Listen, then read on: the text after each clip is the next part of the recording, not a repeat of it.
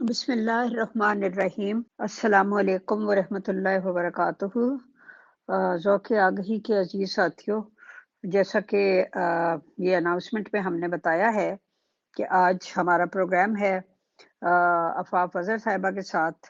اور موضوع ہے جس پر وہ بات کریں گی وہ ہے جماعت احمدیہ میں خواتین کے نفسیاتی اور معاشرتی مسائل کا مجموعی جائزہ۔ تو میں دعوت دیتی ہوں ہمارے آج کے پروگرام کی مہمان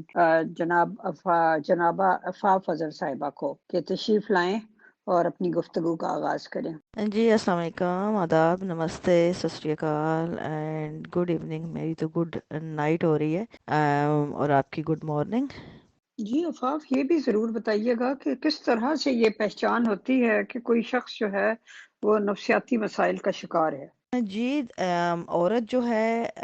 جیسا کہ آپ کو پتہ ہے 8 مارچ کا دن عالمی سطح پہ عورت کے حقوق کے لیے منایا جاتا ہے۔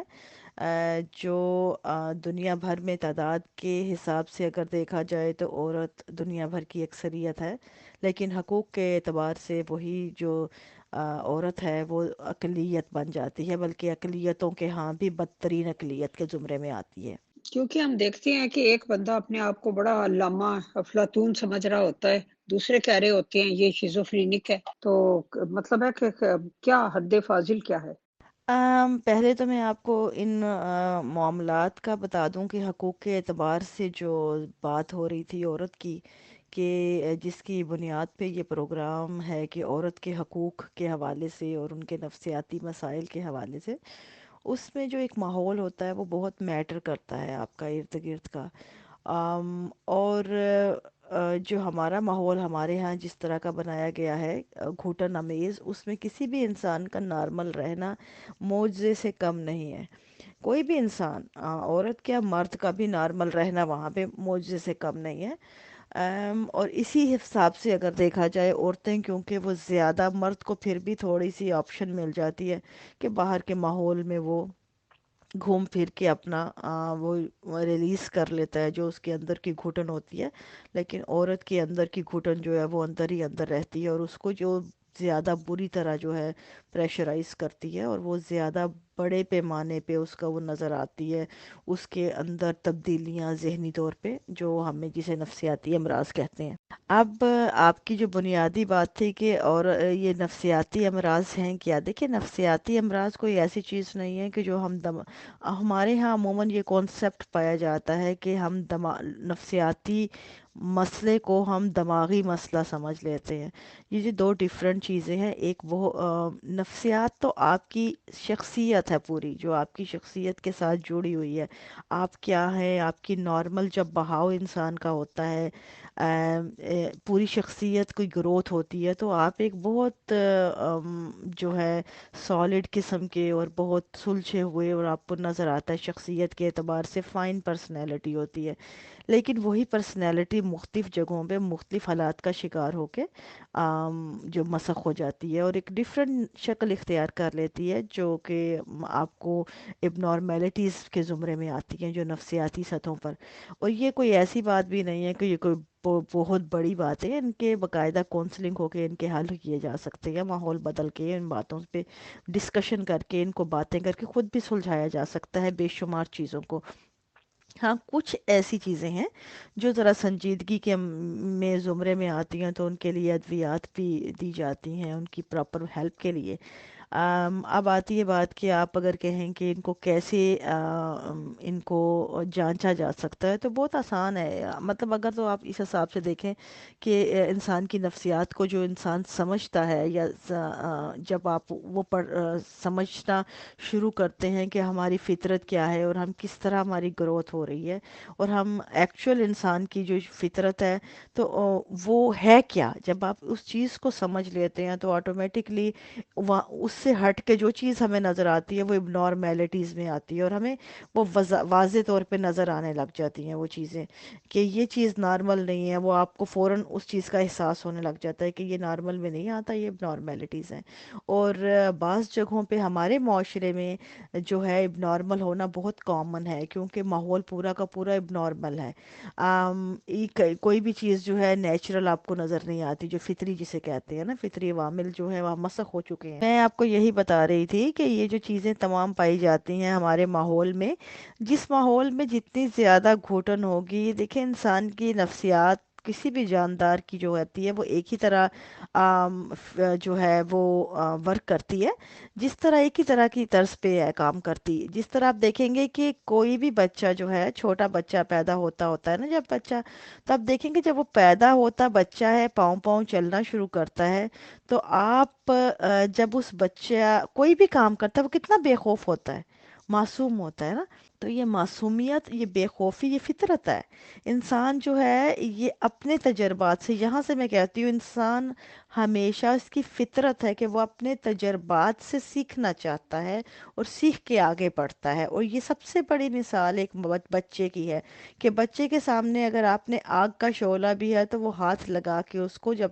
دیکھے گا اور پھر خود سے پیچھے ہٹے گا، ورنہ اگر آپ اسے کہتے رہو گے، ڈانٹتے رہو گے، نہیں کرو نہیں کرو، وہ آپ کی خوف سے تو تھوڑی دیر کے لیے پیچھے ہٹ جائے گا، لیکن خود سے ایک دفعہ تجربہ ضرور کرے گا۔ اور ہٹے گا جب ہی جب وہ خود سے تجربہ کرے گا، یہ بات طے ہے۔ تو یہ ہے انسان کی فطرت، جب ہم ایک چیز کو بجائے تجربہ کرنے کے اس کو ہم کہہ دیتے ہیں، روکتے رہتے ہیں بار بار، تو وہ چیز رکتی نہیں ہے، مسخ ہو جاتی ہے، دب جاتی ہے، دب کے وہ کوئی دوسری شکل اختیار کر جاتی ہے، اور وہ ہوتی ہے اب نارمیلٹی۔ اور یہی چیزیں تمام کی تمام جو اب نارمیلٹی جو آپ کو نظر آتی ہیں، مسخ شدہ نفسیات، یہ اب نارمیلٹیز ہیں۔ ایک انسان کا بچہ جو ہے وہ شعور رکھتا ہے، اور اپنے آپ کو پتہ ہے بچے کی فطرت تن جو ہے، انسان کا بچہ ماں کے پیٹ سے ہی وہ چیزیں جو ہے سننے لگتا ہے، سمجھ رہا ہوتا ہے۔ ہم لوگ سمجھتے ہیں کہ پیدا ہوا بچہ جو ہے وہ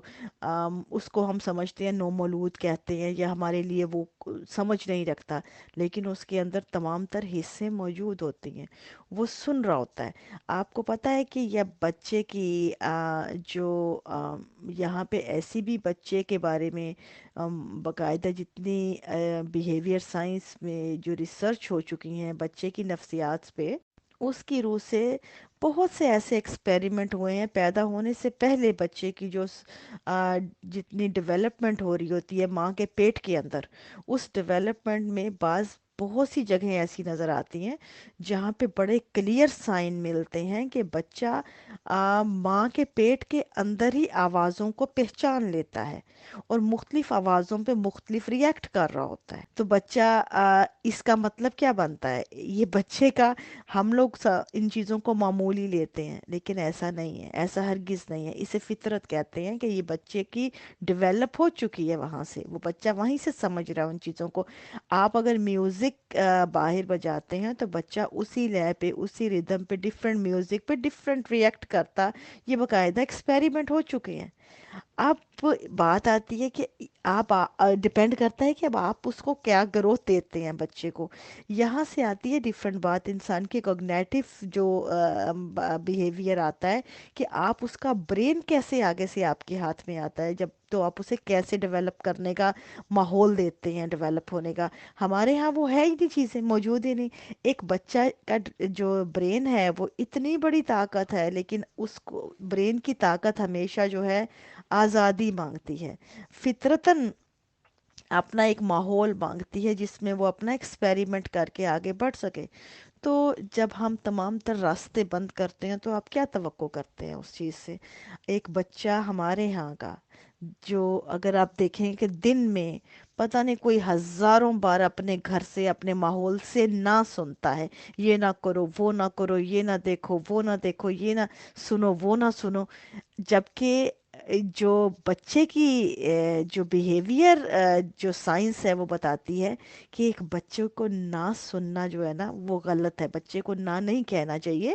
بچے کو اگر نہ کہنے کی بجائے آپ اس کو کرنے کا طریقہ بتا دیں پراپر، تو بچہ وہیں سے سمجھ کے پراپر اپنا ایک راستہ بنا لے گا۔ جو نہ کہنا، اس کی ڈیولپمنٹ کے آگے جو ہے بلاک لگانا ہے۔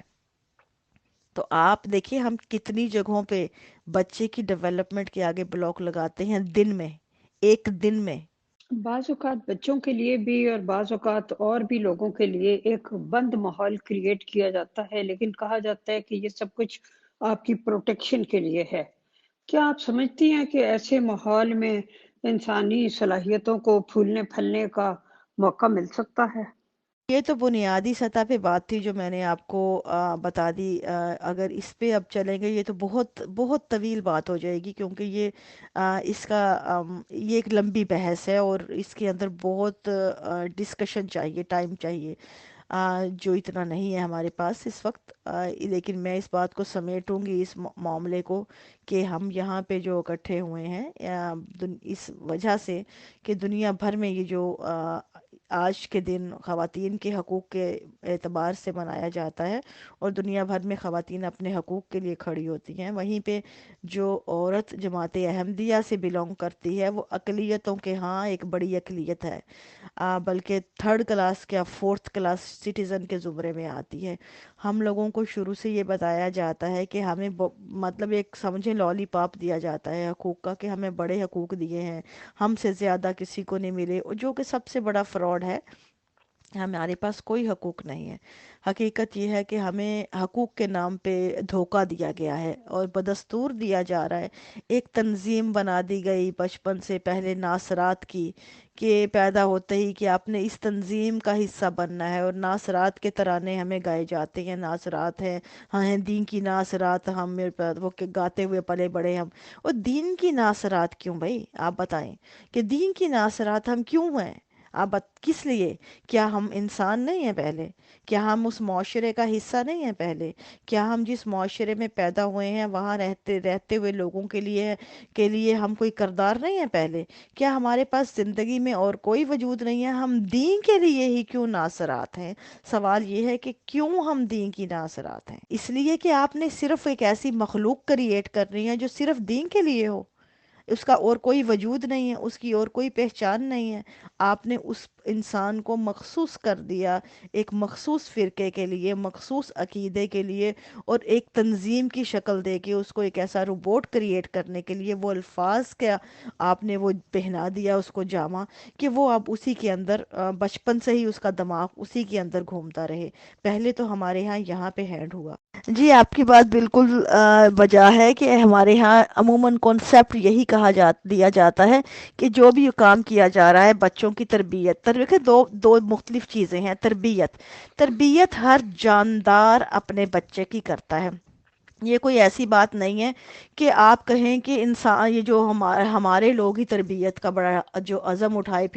اٹھائے پھرتے ہیں، کہ تربیت کو ایسا پہاڑ بنا لیتے ہیں۔ تربیت چیز کیا ہے؟ ہر جاندار، دیکھیں شیر اپنے بچے کو شکار کرنا سکھاتا ہے، بطخ اپنے بچے کو تیرنا سکھاتی ہے، پرندہ اپنے بچے کو اڑنا سکھاتا ہے۔ ہر جاندار اپنے بچے کو اپنے طور اپنی تربیت دیتا ہے۔ یہ فطرت ہے، یہ کوئی ایسی چیز نہیں ہے کہ آپ اگر نہیں دیں گے تو وہ نہیں سیکھیں گے۔ یہ جن بچوں کے والدین فوت ہو جاتے ہیں وہ بھی بازو بڑے بڑے اچھے انسان بن جاتے ہیں، اس میں کون سی ایسی کمال ہے؟ پرابلم ہے یہ ہمارے ذہن میں خناس بھرا جاتا ہے بچپن سے، تربیت کا ایک ہیولا، اور کہا جاتا ہے کہ ہم لوگ پتہ نہیں کیا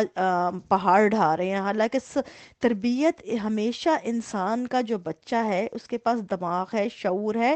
وہ کبھی بھی سنی سنائی باتوں پہ نہیں عمل کرتا۔ ایک بات ہمیشہ ذہن نشین کر لیجئے کہ یہ بات طے شدہ حقیقت ہے دنیا کی، کہ جو بچہ، جو والدین اپنے بچے کو جو پریکٹیکلی کر کے دکھائیں گے، بچہ ہمیشہ وہ کام کرے گا۔ آپ لاکھ اسے بھاشن سناتے رہیں، آپ ہزار اس کو وہ کہانیاں سناتے رہیں، پیچھے پیچھے صدیوں پرانے بڑے بڑے قصے اور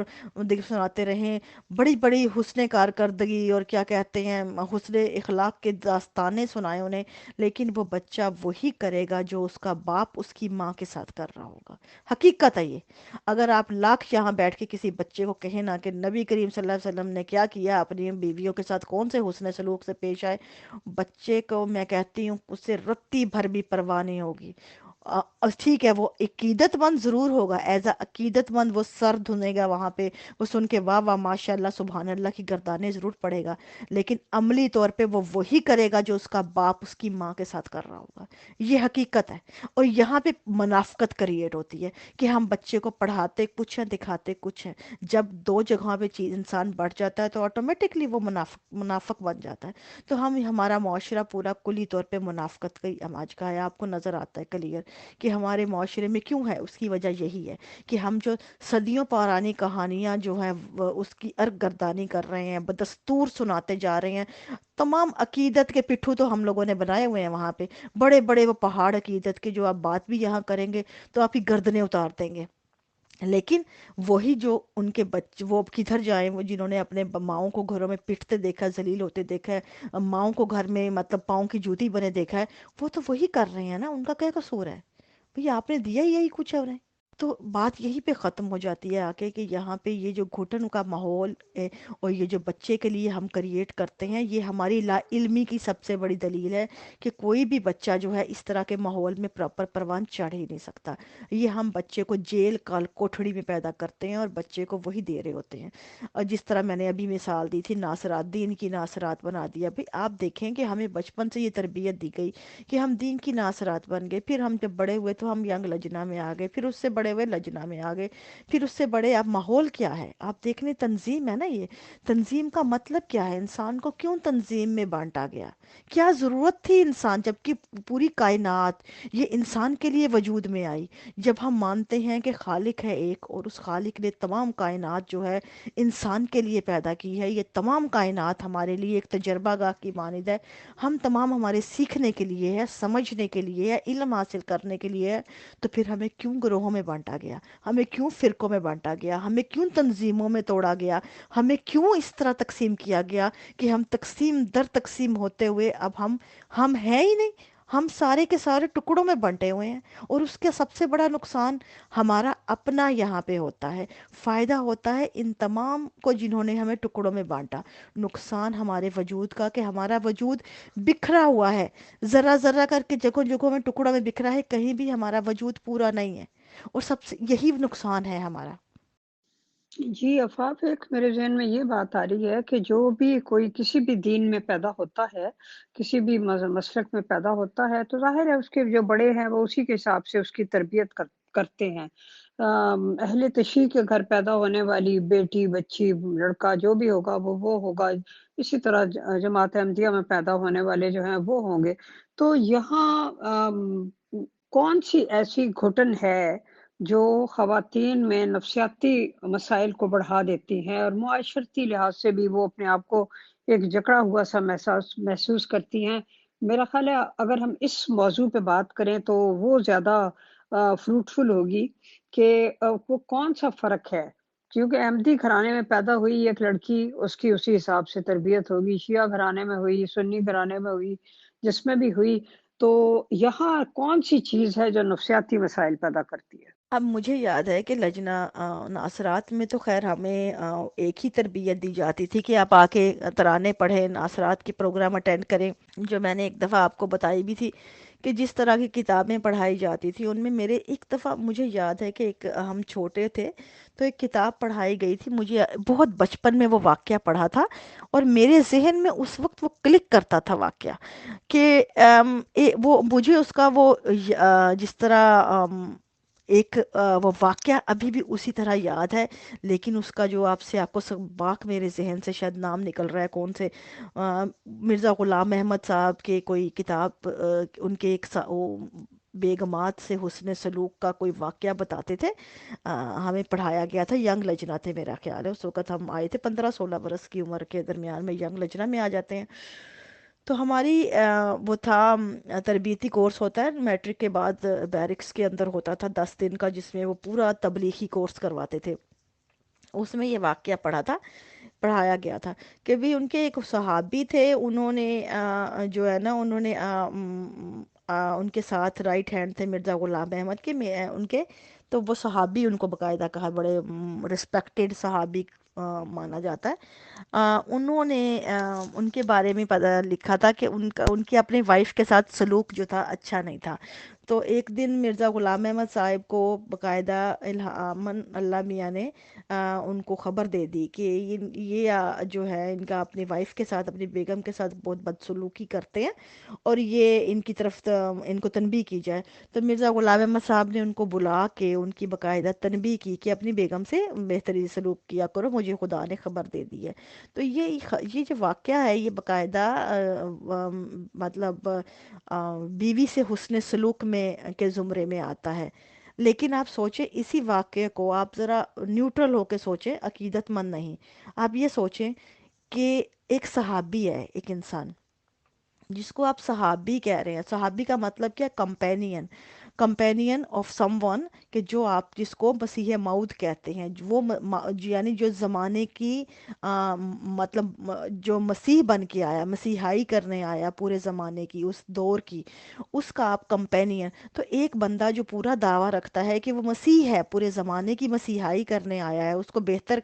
کرنے آیا ہے، تو اس کا اخلاقی لیول بھی تو اتنا بہتر ہونا چاہیے، تبھی تو وہ بہتر کرے گا نا. وہ زمانے کی برائیوں کو دور کرے گا جب تک اس کا اپنا اخلاقی لیول بھی اتنا بلند ہوگا. اب اس کے کمپینین بھی تو کسی حد تک اس چیز کو جو اس کی جو پورے کریں گے نا، اس کرائٹیریا جو ہوتا ہے اس کے قریب آنے کا. اب ایک بندہ جو ہے جو کمپینین ہے، رائٹ ہینڈ ہے مسیح موعود کا، جس کا دعویٰ ہے، اور اس کی بدسلوکیاں اپنی بیوی سے یہ ہے. تو آج آپ ایک 4 سال کے بچے کو اٹھا پکڑ لیں ویسٹ میں، یہاں پہ اس کے سامنے آپ دیکھیں کہ اگر اس کا باپ اس کی ماں کے ساتھ بدسلوکی کرتا ہے اور وہ پولیس کو کال نہ کرے، اپنے سکول میں جا کے نہ بتائے، یا کم سے کم اپنے باپ کو منہ پہ نہ کہے کہ ماں یہ غلط ہے، تو آپ میں لکھ کے دیتی ہوں یہ ممکن نہیں ہے.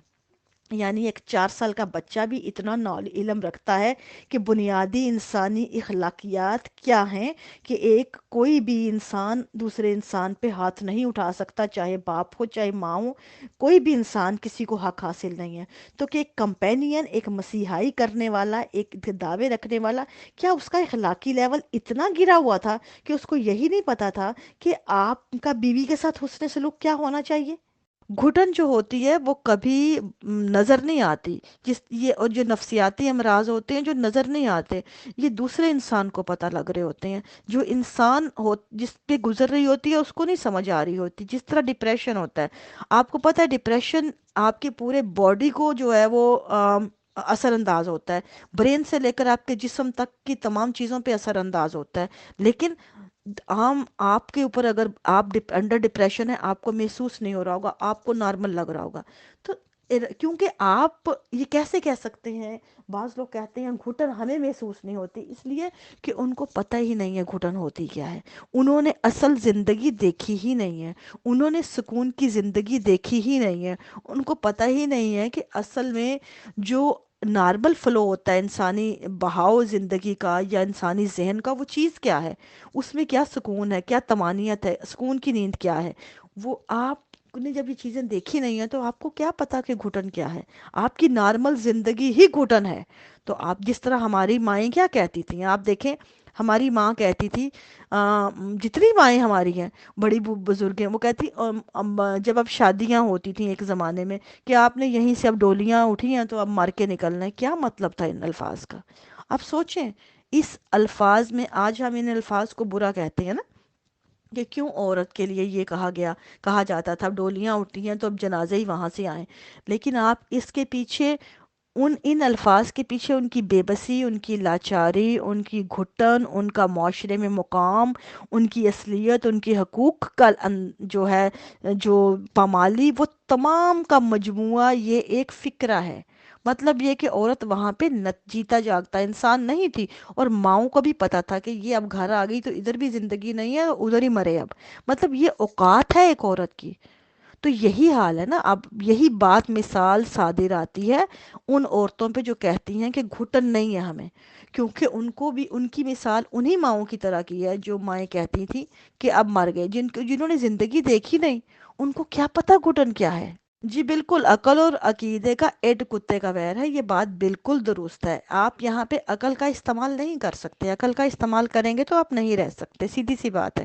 یہ میں نے آپ کو پریویس اپنی آڈیو میں بتائی تھی کہ میں نے باقاعدہ صدر لجنہ تک کا جو عہدہ اس کا مزہ چکھ کے دیکھا تھا، اور میں نے جس طرح توبہ کی تھی، مجھے پتا ہے، کیونکہ مجھے پتا تھا میرا دماغ یہاں پہ میں فٹ نہیں بیٹھ سکتی، میں سوچنے والی ہوں، اپنے طور فیصلہ کرنے والی ہوں، انڈیپینڈنسی کی قائل ہوں، اور یہ ایسا بندہ تو یہ مطلب برداشت نہ کرے ایک لمحے بھی، اس سے پہلے کہ یہ مجھے نکالے میں ہی پیچھے ہٹوں۔ میں تو ان لوگوں میں سے ہوں جو مطلب اپنے آپ کا جہاں دیکھتی ہوں کہ یہاں پہ میرا مطلب مجھے نظر آ جاتا ہے کہ یہاں پہ میری کوئی ذہنی ترقی نہیں ہے، تو میں تو وہاں سے ویسے ہی خیر آباد کہہ جاتی ہوں، اس جگہ کو کبھی دوبارہ مڑ کے نہیں دیکھتی۔ تو یہ سیم سچویشن مطلب مجھے بھی اس زمانے میں سمجھ آ گئی تھی کہ یہ تو عہدے ایک پپٹ ہے، آپ کو ٹرخایا جاتا ہے کہ آپ صدر لجنہ ہوں۔ اب دیکھیں عہدوں کی خاطر مارا ماری ہوتی ہے، کیوں؟ آپ ان سے بات کر کے دیکھیں، ان کے پاس نالج نہیں ہوئی ہوتا، ان کے گھٹن کے معیار یہاں تک ہوتے ہیں کہ آپ یقین مانیں کہ جب فیس بک آئی ہے اس زمانے میں، مجھے یاد ہے کہ بعض ایسے جماعت کے پروگرامز اٹینڈ کرنے کا موقع ملا جس میں صدر لجنہ نیشنل کی، ان کی یہاں کینیڈا کی، اور یہاں کی جو ان کی ریجنل کی جو صدران ہیں، بڑے بڑے عہدے داران، وہ اس قسم کی پریزنٹیشن دے رہی تھیں فیس بک کے اوپر، یا کہ جیسے عورت کا وجود جو ہے ایک کینڈی کی مانند ہے، ٹافی کی لالی پاپ کی مانند ہے، جو کور نہیں ہوگا یا سامنے ہوگا تو مکھیاں آئیں گی۔ مطلب آپ کو عورت ہوتے ہوئے آپ کو یہی نہیں پتا کہ آپ کے وجود کی اہمیت کیا ہے۔ اگر دنیا نے آپ کو لالی پاپ سمجھا تو آپ نے خود کو لالی پاپ ہی دکھانا مناسب سمجھا۔ آپ نے کیوں یہ سمجھا کہ آپ کے اوپر اتنا میٹھا لگا ہے کہ کوئی بھی نظر پڑے گی تو وہ چوسنے لگ جائے گی آپ کو، اور آپ اس کو لطف دیں گی؟ مطلب آپ نے کیوں اپنے وجود کو کی اتنی جو کراہت، اور اتنی کراہت امیز حد تک جو ہے وہ آپ نے برداشت کی اور اس کو آگے پرموٹ کرنا شروع کیا؟ یہ لفظ سن کے ویسے ہی گھن آتی ہے کہ کوئی کہے عورت کو کہ آپ جو ہے اگر انکورڈ ہوں گی تو کیوں بھائی؟ انکورڈ کا کیا مطلب ہے؟ اگر انکورڈ تو اگر کوئی آپ اس کا مطلب یہ ہوتا ہے، سیدھی سی بات ہے کہ آپ ان کو کہیں جو یہ بات کہتے ہیں کہ کوئی آپ کو، اگر عورت چلو انکورڈ ہے تو آپ کیوں کتا بن جاتے ہیں؟ آپ کو نہیں انسان بن سکتے؟ دیکھنے والے، آپ کی آنکھوں میں حیا ہونی چاہیے، آپ کو پتا ہونا چاہیے کہ چھچڑا دیکھ کے آپ نے رالے نہیں ٹپکانی۔ یہ شخصیت ہوتی ہے کہ آپ کا، اس کا مطلب ہے نہ مردوں کو خود پہ کنٹرول ہے، نہ عورت کو خود پہ کنٹرول ہے۔ ان الفاظ سے، ان سوچوں سے، ان باتوں سے سیدھا سیدھا یہ مطلب نکلتا ہے۔ اور پھر کیا اس کے حسن سلوک کو تنبیہ کرنے کے لیے خدا کو اوپر آسمان سے آنا پڑا تنبیہ کرنے کے لیے کہ مسیح موعود کو آ کے بتائے کہ اس کو تنبیہ کرو؟ بھئی آپ سوچیں کہ ایک بندے کو تو آپ نے تنبیہ کروا دی، تو باقی جو کر رہے ہیں، یعنی میری اور آپ کی تو پھر اوقات ہی کوئی نہ ہوئی نا، کیونکہ ہمارے لیے تو خدا نہیں آسمان سے آئے گا، ہمیں تو پیٹتا رہے کوئی یہاں پہ، ہمیں تو نہیں آ کے نہ مسیح موعود رہا نہ خلیفہ کے ساتھ کوئی لینا دینا ہے، تو ہماری طرف سے تو آپ بے فکر ہو جائیں، ہمیں کوئی جو مرضی آئے گئے پیٹے، ہمیں کوئی تنبیہ کرنے یا کوئی بچانے نہیں آئے گا، کیونکہ ہماری اوقات ہی کچھ نہیں نا یہاں ہوئی کہ یہ انہی کی رہ گئی جن کو اوپر سے تنبیہات ہوتی ہیں، اوپر سے آسمانی طور پہ الہامات سے بتایا جاتا ہے۔ اور ان کی اخلاقی لیول دیکھیں ان لوگوں کے، کہ ویسے تو کہنے کو آپ کمپینین کہتے ہیں، صحابی بھی کہتے ہیں، صحابیوں کے ان کو مقابل قرار دیتے ہیں، مقابل کھڑے ہوتے ہیں، اور اپنے خلفاء کو آپ خلفائے راشدین سے ملاتے ہیں، نبوت کے ساتھ جا ملتے ہیں ذرا ذرا سی بات پہ، اور اخلاقیات کے معیار اتنے گھٹیا کہ آپ کو یہی نہیں پتا تھا، خدا کو اوپر آ کے بتانا پڑا کہ آپ اپنی بیگم سے سلوک صحیح کرو؟ واہ کیا اخلاقیات ہے! تو ہم نے کیا کرنا ہے ایسے آفاقی جو تعلیمات کو یا مسیحاؤں کو کہ جن کی زمینی اخلاقیات صفر کے مترادف ہوں؟ پہلے اپنی اخلاقیات تو درست کیجئے، پھر ہم سن لیں گے۔ پہلے انسان بنیے، ہمیں سے بتائیے کہ انسانیت کیا ہے، ہم باقی باتیں خود ہی سمجھ لیں گے۔ اگلا سوال بھی میں پہلے ہی کر دیتی ہوں تاکہ بائی دا ٹائم آپ جواب دیں۔ अपने लोगों को ख़ास तौर पे औरतों को बिल्कुल ही एक जो आम मुआशरा है उससे काट के अलहदा कर देना और उसके बाद उनके अंदर इतनी जुर्रत ही ना रहना कि वो दूसरे लोगों से ओपनली मिल-जुल सकें, तबादला ख़्याल कर सकें, उनके अंदर इतना कॉन्फिडेंस हो, वो एक हेल्दी हेल्दी डिस्कशन कर सकें, वग़ैरह-वग़ैरह। क्या ये सब किसी हिकमत और मसलहत के तहत था या इसकी क्या वजह थी? और इसका ख़वातीन की नफ्सियात पे क्या असर पड़ा? जी अर्शी, बात ये है कि अहमदी घराने में पैदा हुई लड़की को बचपन से ही ऐसी घुटन की तरबियत दी जाती। घुटन में पहले तो आपको तंजीम में जकड़ा जाता है। तंजीमा एक से बढ़कर एक तंजीम में आप चलते जाते हैं। फिर आपने देखे कि आपने अगर जो कोर्स की किताबें पढ़नी है, जिस तरह मैं आपको बताती हूँ, मेरे बचपन का टाइम था, हमें अखबारें जहाँ पढ़ने, डाइजेस्ट पढ़ने, मतलब कहानियाँ जो होती थी, ड्रामे देखने, मतलब फिल्में तो वैसे ही हराम, सोचे ही ना आप। तो मतलब गाने सुनने, ये चीज़ें मना थी। हालांकि ये दुनिया एक जमा आज आज आप मना करके देखें कहीं पे, मतलब ये तमाम चीज़ें जब आप उस माहौल में परवरिश पाते हैं जिनमें इतनी सख्ती से तरबियत, उसके बाद आप देखें कि आपको बहुत जगहों पे बार बार ये बताया जाता है कि आप अहमदी हैं, आप अहमदी बच्ची हैं, आप ये नहीं कर सकती। आप जब जाती हैं तालीमी अदारों में, आपको पता है नज़ारत तालीम की तरफ से अहद लिया जाता है, रब्वा से बाहर कोई भी लड़की जाएगी जो मैट्रिक के बाद या कॉलेजेस में, जो कि आगे तालीम नहीं थी उस ज़माने में, उनसे बाकायदा, अभी भी नहीं है, बाज़ प्रोफेशनल जो तालीम है उनको जाने के लिए बाकायदा वादा दिया जाता है कि आप किसी भी तरह ऐसी सरगर्मी में शामिल नहीं होंगे जो जमात की तालीमात के ख़िलाफ़ है। अगर कहीं से आपको महसूस हो आपकी बेपर्दगी हो रही है या आप जमाती तालीमात के ख़िलाफ़ जा रही हैं, तो अपनी तालीम को खैराबाद कह के बाइकाट करके वापस आ जाए। जमात का हुक्म ज़्यादा ज़रूरी है आपकी तालीम से। आपको हर लिहाज से हर वो हुक्म मानना पड़ता है जो जमात का हो। बीइंग अ वुमेन, मर्दों को फिर किसी हद तक खुली छूटी है। जिस तरह देखें, औरत को कहा जाता है कि औरत की तो शादी भी अहमदी से बाहर नहीं होगी, अहमदी के अलावा कोई सोचे ही ना, चाहे अहमदी खोता हो, मतलब आप करेंगी उसी के साथ शादी। बाकी मतलब बाकी बाकी बेशक दुनिया में आपको अच्छे से अच्छा रिश्ता मुहैया हो,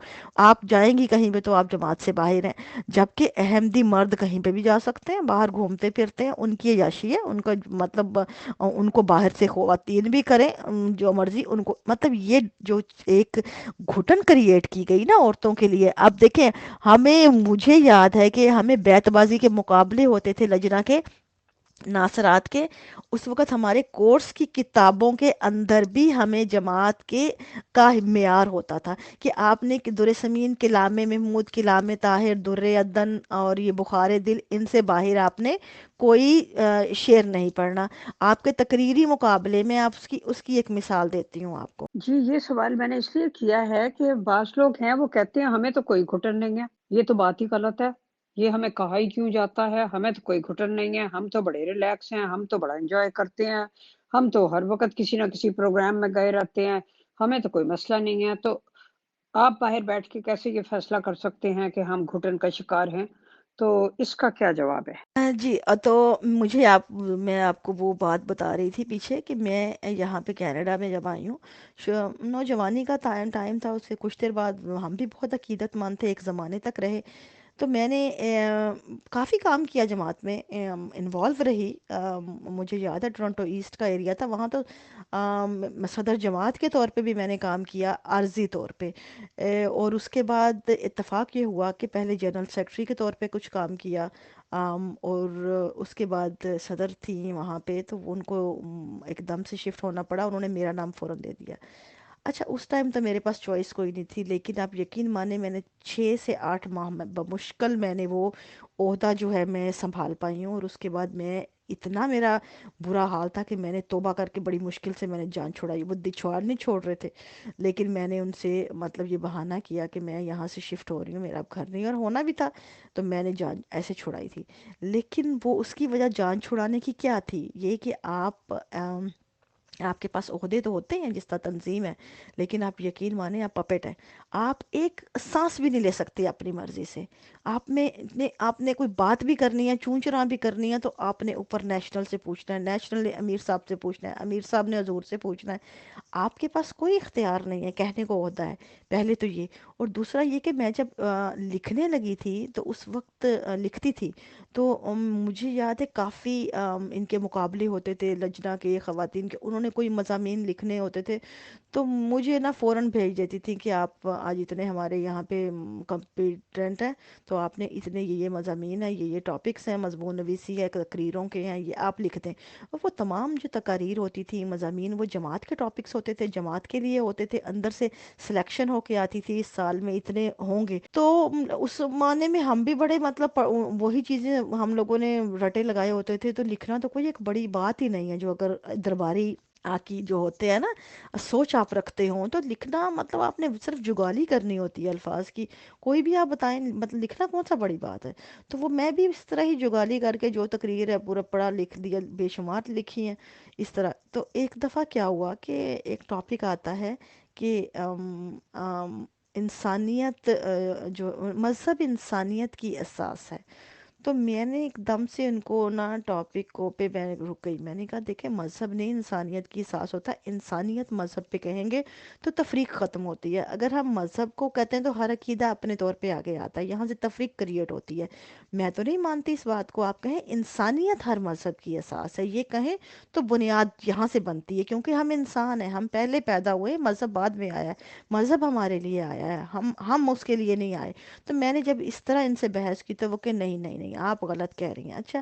یہ آپ ایسے کریں کہ آپ نا جنہوں نے سلیکشن کیا آپ ان کو ان سے بات کر لیں. میں نے کہا کون ہے؟ وہ جی پرویز پروازی صاحب ہیں، وہ ہمارے وہ سلیکشن، وہ بعد میں جو ہے سلیکشن کر کے بھیجتے ہیں. ہاں وہ پی ایچ ڈی اردو ہیں، آپ ان سے بات کر لیں. اور انہوں نے یہ کیا. میں نے کہا اچھا میں ان کو جانتی تھی، ان کے مطلب گھر میں کافی تھا تعلق بھی، بچوں کے ساتھ پلی بڑی تھی. تو میں نے ان سے فوراً انکل کہتی تھی، میں نے فون کر لیا. میں نے کہا انکل بھائی آپ سے یہ بتائیں، اس طرح مجھے پتہ لگا ہے کہ آپ کی طرف سے سلیکشن ہو کے آئی ہے. کہتے جی بیٹا کیا ہوا ہے؟ میں نے کہا یہ مضمون ہے، آپ بتائیں کہ کیا یہ تک بنتی ہے کہ ہم کہیں مذہب کا مطلب تو ہمارا عقیدہ بنتا ہے نا، کہ ہم اب کہیں کہ میرا عقیدہ جو ہے انسانیت کی اساس ہے. یہ تو ممکن ہی نہیں ہے نا، کیونکہ ہر مذہب رکھنے والا وہ اپنا مذہب کا مطلب اپنے عقیدے سے لیتا ہے. تو محض اپنی جب جو بات کر رہے ہیں تو ہم اپنے عقیدے کی جب بات کر رہے ہوتے ہیں تو ہمارا عقیدہ پھر انسانیت کی اساس کیسے ہو سکتا ہے؟ یہ تو ممکن ہی نہیں ہے. ہم باقی تمام انسانیت کو نگلیکٹ کر رہے ہیں تو ہم انسانیت کو ہو سکتی ہے اساس، ہم عقیدہ. تو کہتے ہیں ہاں تمہاری بات صحیح ہے. میں نے کہا لیکن وہ نہیں مان رہے. وہ کہتے ہیں کہ آپ اس کو کریکشن کروائیں اگر آپ کرتے ہیں. کہتے ہیں بیٹا اگر تو تم نے عقل سے سوچنا ہے تو تم یہاں نہیں رہ سکتی. اگر تم نے ان میں رہنا ہے، مولویوں میں رہنا ہے، تو عقل کا استعمال بند کر دو. یہ ان کے الفاظ تھے میرے لیے. خیر یہ میں آپ کو سمپل بات بتا رہی ہوں کہ یہ اس سے آپ اندازہ لگا لیں کہ اندر جو لوگ بیٹھے ہوتے ہیں وہ سمجھ رہے ہوتے ہیں ان چیزوں کو، لیکن کیونکہ مقاصد اور ہوتے ہیں، مفاد اور ہوتے ہیں، اور چیزیں اور ہوتی ہیں. ان کو آپ کچھ بھی کسی بھی طرف لے جائیں، آپ مطلب ایسے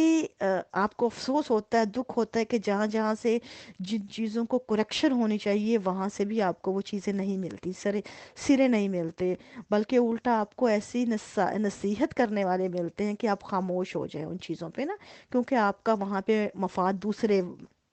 آپ سے زیادہ حاوی ہیں. تو اس طرح کے معاملات میں آپ کو سمپل بتا رہی ہوں کہ ایسی چیزیں جو ان کے نصاب ہوتے تھے ایسے سلیکٹ ہو کے آتے تھے. وہاں پہ آپ سوال نہیں اٹھا سکتے، آپ بات نہیں کر سکتے. کیونکہ جب آپ اس طرح کے الفاظ اس کچی عمر کے بچوں کو رٹائیں گے، پڑھائیں گے، سنائیں گے بار بار، تو آپ کیا لگتا ہے آپ کو وہ بچے جو ہیں ان میں کوئی انسانیت آئے گی؟ ان کے لیے تو یہی ہوگا نا کہ ہمارا عقیدہ جو ہے وہی سب سے بلند. دیکھیں جب آپ اس قسم کے ماحول کریٹ کرتے ہیں جس میں آپ کو لگا بندہ نصاب پیچھے سے آتا ہے، فلبتی بھی اگر ہوتے ہیں تو اس طرح کے گھٹیا ٹاپک ہوتے ہیں کہ جس میں کوئی جنرل نالج نہیں ہوتا. مجھے یاد ہے میں لکھنا جب شروع کیا تھا تو مجھے اکثر خواتین جو تھیں جماعت احمدیہ کی، وہ مجھ سے سوال کرتی تھی کہ آپ کیسے لکھ لیتی ہیں. آپ کی وہ سمجھتی تھی کہ لکھنا جو ہے بہت مطلب اس کے لیے بہت ٹائم چاہیے نا، اور پتہ نہیں اس کے پاس کتنا فری ٹائم ہوتا ہے کہ یہ لکھ لیتی ہے اور ایک تسلسل میں لکھ رہی ہے. لیکن آپ سوچیں کہ میرا یہ حال ہوتا تھا کہ میں فل ٹائم کام کر رہی ہوں، بچے ہیں میرے پاس اپنے، اور اس کے بعد 100 کام دوسرے ہوتے ہیں، لیکن میں جب ایک انسان لکھنے والا ہوتا ہے، آپ کو بھی پتہ ہے آپ لکھتی ہیں، کہ وہ ایک خیال ہوتا ہے آپ کے پاس، 5 منٹ کا ٹائم بھی اگر بریک کا ہے تو آپ نے صرف وہ اتارنا ہوتا ہے کہیں پہ. تو یہ it's not an even issue کہ لکھنے والے دماغ کے لیے وہ نکال لیتا ہے ٹائم، لیکن ان کے لیے کیوں یہ ایک پہاڑ ہوتا ہے؟ کیوں؟ کیونکہ آپ کے برین کی ڈیولپمنٹ نہیں ہوئی. آپ کے برین میں ڈیولپمنٹ کیسے ہوتی ہے؟ جب آپ کا برین اوپن ہوتا ہے مختلف موضوعات کے لیے، مختلف چیزوں کے لیے. اب اگر میں بیٹھ کے صرف ایک ہی فرقے کی کتابیں پڑھتی جاؤں اور اسی کی ورک گردانی کرتی جاؤں، اسی کے اندر جگالیاں کرتی جاؤں، تو آپ دیکھیں میرے پاس کتنا نالج ہوگا. میں درباری کام تو کر لوں گی، درباری تحریر تو لکھ لوں گی، قصیدہ گوئی اور مرثیہ خوانی تو کر لوں گی، لیکن میں جنرل نالج پہ ڈیڈ ہوں گی. اور یہی حال جماعت احمدیہ کا آپ کو اوورال نظر آتا ہے، جنرل نالج پہ ڈیڈ ہے. برداشت میں اتنا فقدان ہے برداشت کا کہ آپ یقین مانیں کہ خلیفہ وقت کے نام پہ تو آپ کوئی بات کر ہی نہیں سکتے. کیوں؟ کیونکہ خلیفہ کو ہم نے خدا بنایا ہوا ہے. آپ کہنے کو کہتے ہیں خلیفہ خدا بناتا ہے، نہیں، بلکہ خدا کو خلیفہ نے بنایا ہے. حقیقت یہ ہے، ان کا خلیفہ خدا نہیں بناتا، خدا کو خلیفہ بناتا ہے. اور کیونکہ خلیفہ خود خدا ہے نا، خدا سے اوپر ہے. تو اب یہ حقیقت ہے، آپ کہہ کے دیکھ لیں، یہاں پہ خدا پہ بات کر سکتے ہیں لیکن آپ خلیفہ پہ نہیں کر سکتے. تو پھر بات تو یہاں پہ ختم ہو جاتی ہے. خلیفہ خدا ہوا، خدا خلیفہ تو نہ ہوا. اسی طرح نظام جماعت پہ انسانوں کا بنایا ہوا نظام ہے نا، آپ اس پہ بات نہیں کر سکتے. کیوں؟ حالانکہ آپ کو اس کی بوسیدگی آپ کو پل پل نظر آ رہی ہے. عورتوں کا اس کے اندر کوئی کردار نہیں ہے کسی بھی طرح کا. عورت کو جتنا گھٹن انہوں نے دیا ہے، اس سے زیادہ کہیں نہیں دیا. اور ایک بات یاد رکھیں، گھٹن جو ہے، جب عورت خود کو لالی پاپ گردانتی ہے تو اس کا مطلب ہے کہ اس کو پتہ ہے کہ اس کی شخصیت سوائے جنس کی اور کچھ نہیں ہے. ورنہ اگر آپ سوچیں کہ آپ کے ذہن میں جو تھوڑی سی ہے نا حرکت باقی سوچ سمجھ کی یا فکر ہے، تو آپ کے سامنے میں کہتی ہوں کہ مخالف جنس کا ایک پہاڑ بھی کھڑا ہوگا نا. مطلب یہاں پہ لاکھوں کی تعداد میں ہینڈسم اور بڑے بھرے جوان مرد کھڑے ہوں گے، تو اب میں یقین سے آپ کو دعوے سے کہتی ہوں کہ اگر آپ کی ذہنی مطابقت نہیں ہے تو آپ کے سامنے وہ تمام کے تمام گوشت کے لوتھڑے جو ہے نا، ان کا مطلب صرف وہ بے فضول میں ہے، مطلب ان کا کوئی ان کی اوقات نہیں ہے. کیوں؟ کیونکہ آپ کی شخصیت کا وہاں میل نہیں ہے. تو یہ امپروومنٹ کیوں ہوتی ہے؟ جب آپ اپنی شخصیت کو سمجھتے ہیں، اپنے وجود کو سمجھتے ہیں، آپ کو خود بخود اٹھ جاتے ہیں اس لیول سے کہ آپ اب جنس کے لیول پہ نہیں انسان کو پرکھ رہے، آپ اب ذہنی لیول پہ ہیں. آپ ذہن کی بات کیجئے، ورنہ آپ کی کوئی اوقات نہیں ہے، میری آپ کے لیے، آپ کی میرے لیے. اب دیکھیں میں اگر ان کے لیول پہ آ کے نہیں بات کروں گی تو ڈیفینیٹلی ان کے نظر میں تو میری کوئی اوقات نہیں ہے نا. تو ویل اینڈ گڈ، میرے لیے تو اچھی بات ہے، ہونی بھی نہیں چاہیے ایسے لوگوں کی نظر میں میری کوئی اوقات. کیونکہ مجھے کیا ضرورت ہے ایسے لوگوں سے سرٹیفکیشن کی؟ یہ تو میری پازیٹیو آتا ہے، میرے حق میں آتی ہے بات کہ جب کوئی مجھے اس نظر سے بھی نہ دیکھے کہ میری جنس کی بھی ان کی نظر میں کوئی اوقات ہے، تو ظاہر نہیں ہوگی، کیونکہ میرے دماغ جو ان پہ حاوی ہے. تو یہ چیزیں تب سمجھ میں آتی ہیں جب آپ جنس سے اٹھتے ہیں، خود کو کچھ سمجھتے ہیں، جب آپ خود کو ہی اتنا ڈاؤن کر دیتے ہیں اپنے وجود کو کہ آپ جنس ہی سب کچھ ہے، یا آپ اسی گھٹن جو آپ پہ معاشرے نے ڈالی ہے آپ اس پہ بند ہو کے رہ جاتے ہیں، تو پھر آپ یہ باتیں سمجھنے کے قابل بھی نہیں رہتے. آپ صرف خود کو جنس سے ہی تعبیر کرتے ہیں اوورال. اور یہ ہمارا مطلب کلی طور پہ آپ دیکھیں گے کہ ہمیں یہی پڑھایا لکھایا سمجھایا گیا ہے کہ ہم عورتیں ہیں، ہم یہی ہیں. مطلب آپ نے کچھ، کم آن، ہم عورت سے زیادہ انسان ہیں. سمجھنے کی ضرورت ہے، آپ جیتے جاگتے لوگ ہیں، آپ کا دماغ ہے، آپ کی اپنی فکر ہے، آپ کا اپنا وجود ہے، آپ کی شخصیت ہے. آپ سمجھیں ان چیزوں کو، آپ ان سے نکلے جو آپ کو وہ باتیں پڑھائی گئی ہیں، جو سمجھائی جا رہی ہیں، آپ کو بند کرنے کے لیے بتائی گئی ہیں یہ تمام باتیں، کہ آپ کا وجود ختم کرنے کے لیے آپ کو جاگنا پڑے گا یہ باتیں سمجھنے کے لیے. یقین مانیں جس دن آپ کو ہوش آئی، آپ جاگے، آپ کو اسی دن سمجھ آئے گی آپ کی زندگی کی اہمیت کیا ہے. لیکن ابھی زندگی کیوں ہمارے لیے کوئی معنی نہیں رکھتی؟ اس لیے کہ ہم جن سے اوپر نہیں اٹھ پا رہے. اصل میں ان چھوٹے موٹے عہدوں کی وجہ سے یا بڑے عہدوں کی وجہ سے ایک ریکگنیشن مل جاتی ہے نا، تو ریکگنیشن جو ہے وہ انسان کا اس لحاظ سے مسئلہ تو ہے کہ ہر انسان ایک ڈفرینٹ شکل صورت مائنڈ اور کوالٹیز کے ساتھ پیدا ہوتا ہے، اور قدرت نے اسے کسی خاص مقصد کے لیے پیدا کیا ہوتا ہے،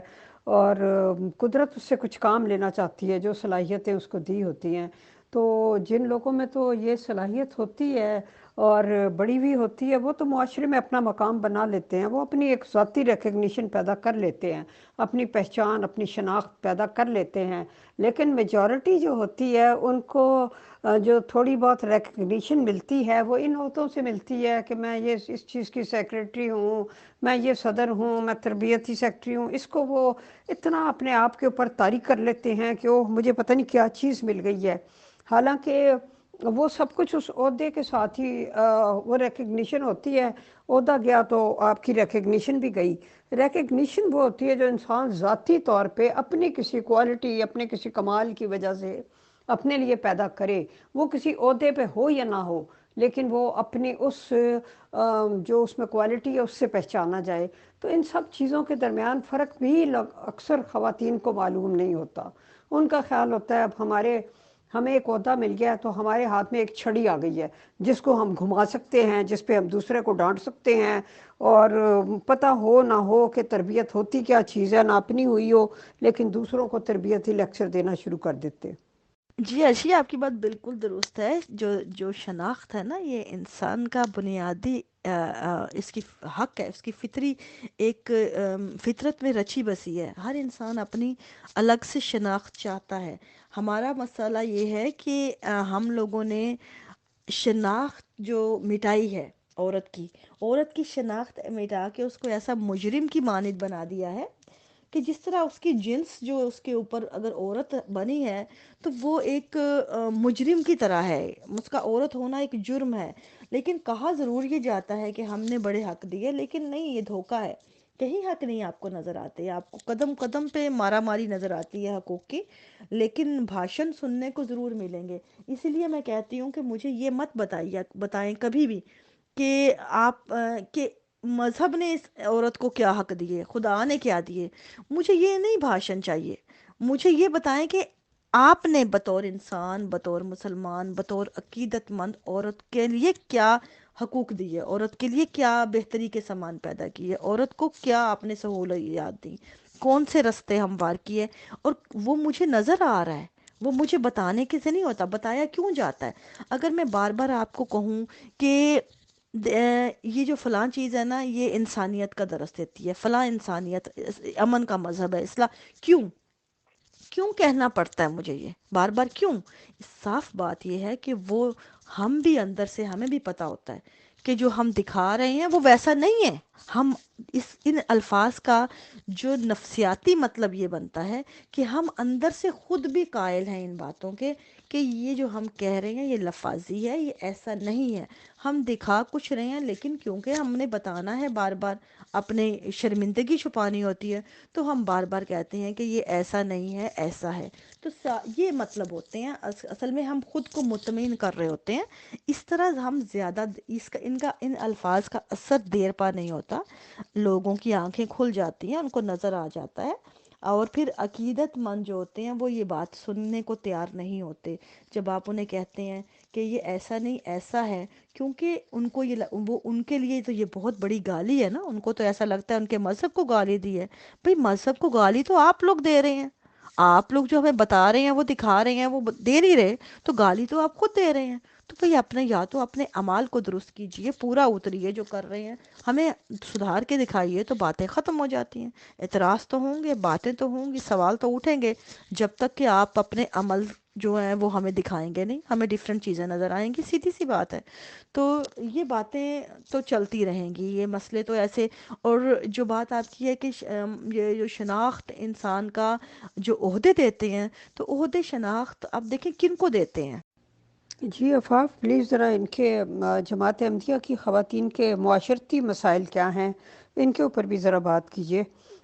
کیونکہ ہمارے یہ پروگرامز جو ہیں ان کا مقصد محض اویئرنیس ہے کہ لوگ سوچنا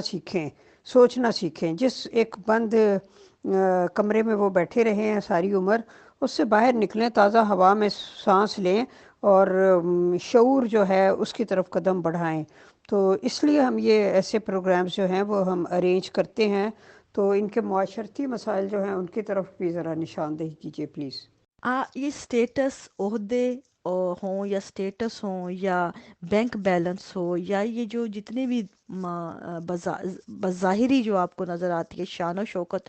یہ کون سے لوگ ہیں جن کو شناخت دیتی ہے؟ گو کہ شناخت پانا انسان کا بنیادی جو ہے اس کی نفسیات میں شامل ہے، اس کی ایک فطری اس کی ایک ضرورت ہے۔ لیکن آپ یہ دیکھیں شناخت پانے کے مختلف طریقے ہیں۔ جو انسان اپنی اس میں کوئی ایبیلٹی ہوتی ہے معاشرے میں، کوئی اس کی کسی بھی طرح کی، دیکھیں جس طرح اگر کوئی ہاتھ پاؤں جس کے اچھے ہیں، جو مطلب ہنر رکھتے ہیں، وہ اپنا منوا لیتے ہیں خود کو، جس کے ذہن میں صلاحیت ہے وہ منوا لیتے ہیں، جس کے جسم میں ہے وہ جسم کی سے کسی نہ کسی ایکٹیویٹی سے منوا لیتا ہے، کوئی ذہنی ایکٹیویٹی ہے، کوئی مطلب زبان اچھا ہے بولنے والا وہ خود سے۔ لیکن یہ کون سے لوگ ہیں جن کی شناخت جو ہے وہ نمود و نمائش یا عہدے یا بظاہر وہ چیزیں بنتی ہیں جو ظاہری چیزیں ہیں؟ وہ کون ہیں؟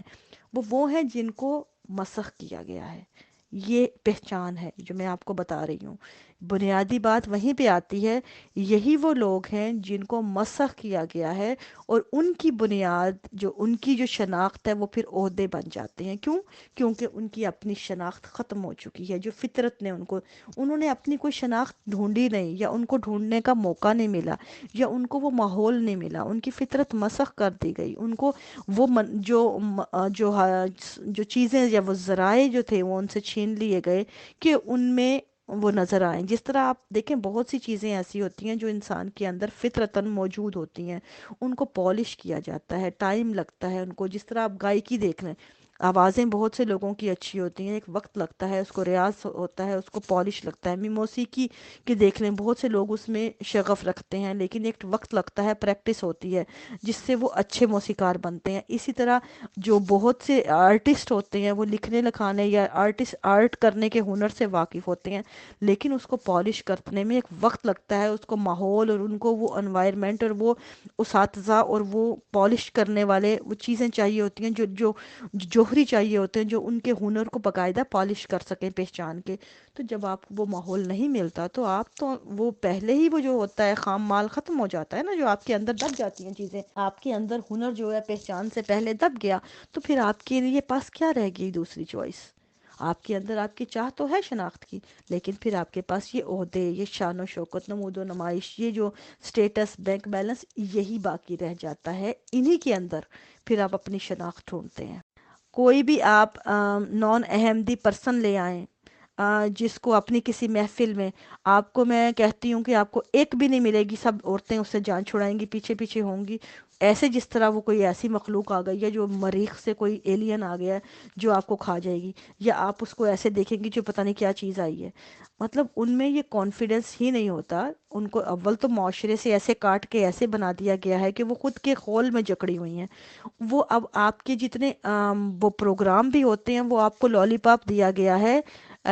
کہ آپ کے لیے کو تنظیم کر کے کہ آپ کی تربیت ہو رہی ہے، لیکن در حقیقت دیکھیں تو آپ کو الجھایا گیا ہے مختلف ایسی چیزوں میں جن کا مقصد صرف اتنا ہے کہ آپ کی جو صلاحیتوں کو جو باہر جا کے ڈیولپ ہونی تھی ان کو ختم کیا جا سکے۔ تو آپ کو اندر رہ کے اتنے تھرڈ کلاس پروگرام کروائے جاتے ہیں، جس طرح خواتین کے پروگرام آپ دیکھیں کہ جو سپورٹس ڈے ہوتا ہے نیشنل کا، اس میں خواتین کے منہ میں چمچ رکھ کے، بال رکھ کے ان کو واک کرائی جاتی ہے یہاں سے وہاں تک، سروں کے اوپر کتابیں رکھ کے چلائی جاتی ہیں۔ مطلب یہ کیا ہے؟ آپ سوچیں کہ ان کے مقابلے یہ ہوتے ہیں، ان کو ہم سپورٹس ڈے کہہ رہے ہوتے ہیں۔ آپ اندازہ کریں یہ ہے لیول سپورٹس کا، دنیا کہاں سے کہاں پہنچ گئی۔ ان کی ابھی جو ہے اب بوری کی ریسیں ہو رہی ہوتی ہیں کہ وہ بوری سب ٹانگوں پہ چڑھا کے تو جمپیں کیسے مارنی ہیں، یہ لجنا کی اور مطلب یہ ان کے سپورٹس کے نیشنل مقابلے ہیں، ان کے اندر جو کمپٹیشن ہے جو نیشنل لیول کے۔ और आप इसमें आ जाएं, दूसरे पे तरबियती पे आ जाएं, सिवाय जमात के मौजू पे जो किताबों के आपको दुनियावी कोई एक भी मौजू नज़र नहीं आएगा। आप जमात के मौजू से निकलें, आप खलीफा वक्त की निकाल लें कोई एक भी तकरीर, एक भी खुतबा जो नेशनल किसी दुनिया के मौजू पे हो, सिवाय वर्ल्ड वार की पेशगोइयों के। आप सिर्फ मारने मरने की खबरों पे आते हैं, अदरवाइज दुनिया को जीने का कोई गुर नहीं सिखाया कभी। या 1500 साल पुराने खुतबे रगड़ते रहते हैं, या फिर जो आने वाले मरने मारने के खुतबे, बस सिर्फ मौत पे कुल दारो मदार है। तो जब ये मेयार होंगे तो आप क्या सोचेंगे कि औरतें जो घरों में बैठी हैं वो क्या सीखेंगी, जिन्होंने बाहर भी नहीं जाना, जिनको मर्दों ने बाहर के ऊपर से खुदामों की आप कभी तरबियत देखी है इनकी। हमारे माशरती मसाइल इतने ज़्यादा हैं कि आम पब्लिक से, आम लोगों की एक तो समझ ही नहीं आ सकते। उसमें एक बड़ा जो प्रॉब्लम है ये हमारी तरबियत है, तंजीम है, तंजीम का लेवल है, जो इनके तरीक़ाकार हैं, इनके जो इन्होंने जो उलझाया हुआ है जिस तरीके से, वो तमाम इसमें खौफ आ जाता है जमात का। वो इतने बड़ी तादाद में खौफ है, आप यकीन माने रब्वा में खौफ की ये सिचुएशन है कि मेरे अपनी आंखों देखी बात बताऊं, मैंने घरों में कितने ऐसे झगड़े देखे हैं जिनमें मियाँ बीवी के झगड़े थे। और जब वो देखती थी ख़वातीन के मर्द जो है ना वो हमारे इख्तियार से बाहर है, अब हमसे बदतमीज, मतलब इसको समझाना मुश्किल है, बदतमीज़ है या जो समझ ले, हर धर्म है या जो समझ ले, तो ये आखिरी हरबा क्या होता था। घरों में सासें माएँ और जो वो क्या मशवरे करके बताती थी बेटियों को, हजूर को ख़त लिखो, हजूर को बताओ कि ये तुम्हारा शोहर घर में बैठ के जमात के खिलाफ बातें करता है, अब हजूर ही इसकी क्लास ले, जमात इसको पकड़े, हम तुम्हारे तो इख्तियार बस में नहीं आ, तुम्हारे काबू में नहीं आने वाला ये। सोचें, ये घरों के झगड़े, हजूर जमात की मुखालफत का इल्ज़ाम, ये वही बात है जो आपको मैं दूसरी तरफ से बताऊं कि हम लीबिया में थे, तो वहाँ पे उस ज़माने में कज़्ज़ाफ़ी था, ये डिक्टेटर। कज़्ज़ाफ़ी के दौरे हुकूमत में लिबिया का ये हाल था कि उन्होंने इस तरह का निज़ाम कायम किया हुआ था लोगों पे कि इतना खौफ व हरास था कि किसी भी इंसान का वहाँ पे मशहूर था कि कोई भी ना आपस में बात कर रहा होता था, कज़ाफ़ी के लोग सफ़ेद नॉर्मल कपड़ों में घूम रहे होते थे आम पब्लिक में। आप कज़ाफ़ी के बारे में कोई बात नहीं कर सकते थे, कोई भी आपको जिस तरह यहाँ आजकल पाकिस्तान में तौहीन रसालत पे गर्दनें उड़ा देते हैं कह के ज़रा ज़रा सी बात पे, ज़ाती झगड़े भी तौहीन के ज़ुमरे में ले जाते हैं, इसी तरह वहाँ भी ज़ाती झगड़े कज़ाफ़ी की तौहीन पे लेके गर्दनें उड़वा देते थे। तो वहाँ पे ये मिसल मशहूर थी कि अगर मियाँ बीवी का भी झगड़ा हो ना आपस में तो रातों रात मुका लो, प्यार व्यार करके, सुबह तक झगड़ा चला, अगर बीवी या शोहर ने में से किसी एक ने भी जाके कज़ाफ़ी को बाहर जाके किसी कह दिया ना कि रात को इसने कज़ाफ़ी के दो गालियाँ दी हैं, तो बस ये तो गया, जान गई। तो मतलब इतना खौफ फैलाया जाता था, और यही एग्जैक्ट सूरत हाल रब्वा में थी, मैंने देखी थी। और मैंने इस पे लिखा भी था कि ये लेवल है जहन का, कि आपके अपने झगड़े जब संभले नहीं जाते तो आप जमात के ऊपर इल्ज़ाम लगा देते हैं कि जमात पे अब पकड़े इनको, इस लेवल पे पकड़े के खिलाफ करके। तो ये क्या है कि आपको ये नॉर्मल होने की अलामत नज़र आती है कहीं से? ये नॉर्मल होने की, ये तो पूरे माशरे की बीमारी की सबसे बड़ी अलामत है। लेकिन मैं नहीं समझती कि दुनिया में कोई भी मज़हब है, ये सोच की बात है, कोई भी मज़हब ऐसा नहीं है कि जिसके मानने वाले, क्योंकि मानने वाले का मतलब ही फ़ख्र है। आप जब आपको बताया ही ये जाता है बचपन से कि ये आपका सबसे, आप सबसे बेहतर है, यू आर द बेस्ट, ठीक है, डजेंट मैटर कि कोई दूसरा आपको क्या समझ रहा है। अगर कोई शर्मिंदगी महसूस करता है तो उसके पीछे वजह होती है। अगर आपका इशारा ये है कि जमात अहमदिया की तरफ कि वो शर्मिंदगी महसूस करते हैं, तो उनकी शर्मिंदगी नहीं है, वो मैं समझती हूँ खौफ है। क्योंकि जब परसिक्यूशन या उस नफ़रत और वो चीज़ें आप माशरे में इतनी खुली होंगी और उस लेवल पे होंगी, बिना उनके मसाइल को समझे हुए होंगी, सिर्फ अकीदे की बिना पे होंगी, और उन चीज़ों पे जिनका ताल्लुक, जो अमली तौर पे वैसे तो तमाम मुआशरा एक जगह खड़ा होगा, लेकिन दो दो जो 19-20 के फ़र्क से जो अकायद का जो हेर फेर है उसमें इतनी नफ़रत क्रिएट करके एक दूसरे को नीचा दिखाने के लिए जो दंगल लड़े जाएंगे, तो जाहिर सी बात है जो भी कमज़ोर फरीक होगा वो छुपेगा, वो अपनी बात को छुपाएगा। तो इसमें बात जाती अकीदे के साथ नहीं ये रिलेट करती, ये इंसान की कमज़ोरी की इलामत है। ये कमज़ोर होना, ताकत ना होना या लाचार होने की अलामत है ये। अगर आप उन्हीं को ताकत दे के देख लें یہ حکومت ان کو دیکھ لیں، قانون ان کے ہاتھ میں دیکھ لیں، پھر وہ دیکھتی ہوں کہ یہ شرمندگی کون محسوس کرتا ہے۔ آپ یقین مانیں یہ پھر سوال کرنے والے شرمندگی محسوس کریں گے، کیونکہ ذہنی لیول سب کا ایک ہے۔ میں اس میں کسی کو مارجن نہیں دیتی، اقلیت ہو یا اکثریت ہو۔ ہمارے معاشرے میں پورا کا پورا جو ذہنی سطح ہے انسان کی، جو معاشرے کی، وہاں وہ ایک ہی سطح ہے۔ جو بھی کمزور ہے، جو بھی طاقتور ہے، وہ کمزور کو دبائے گا، جو اوپر سے لے کر نیچے تک۔ تو آپ پھر یہاں بات پھر وہ طاقت کی آ جاتی ہے نا، یہاں بات اس کی نہیں ہوتی عقیدے کی یا مذہب کی۔ آفاف، آپ کے خیال میں یہ جو نفسیاتی مسئلے ہیں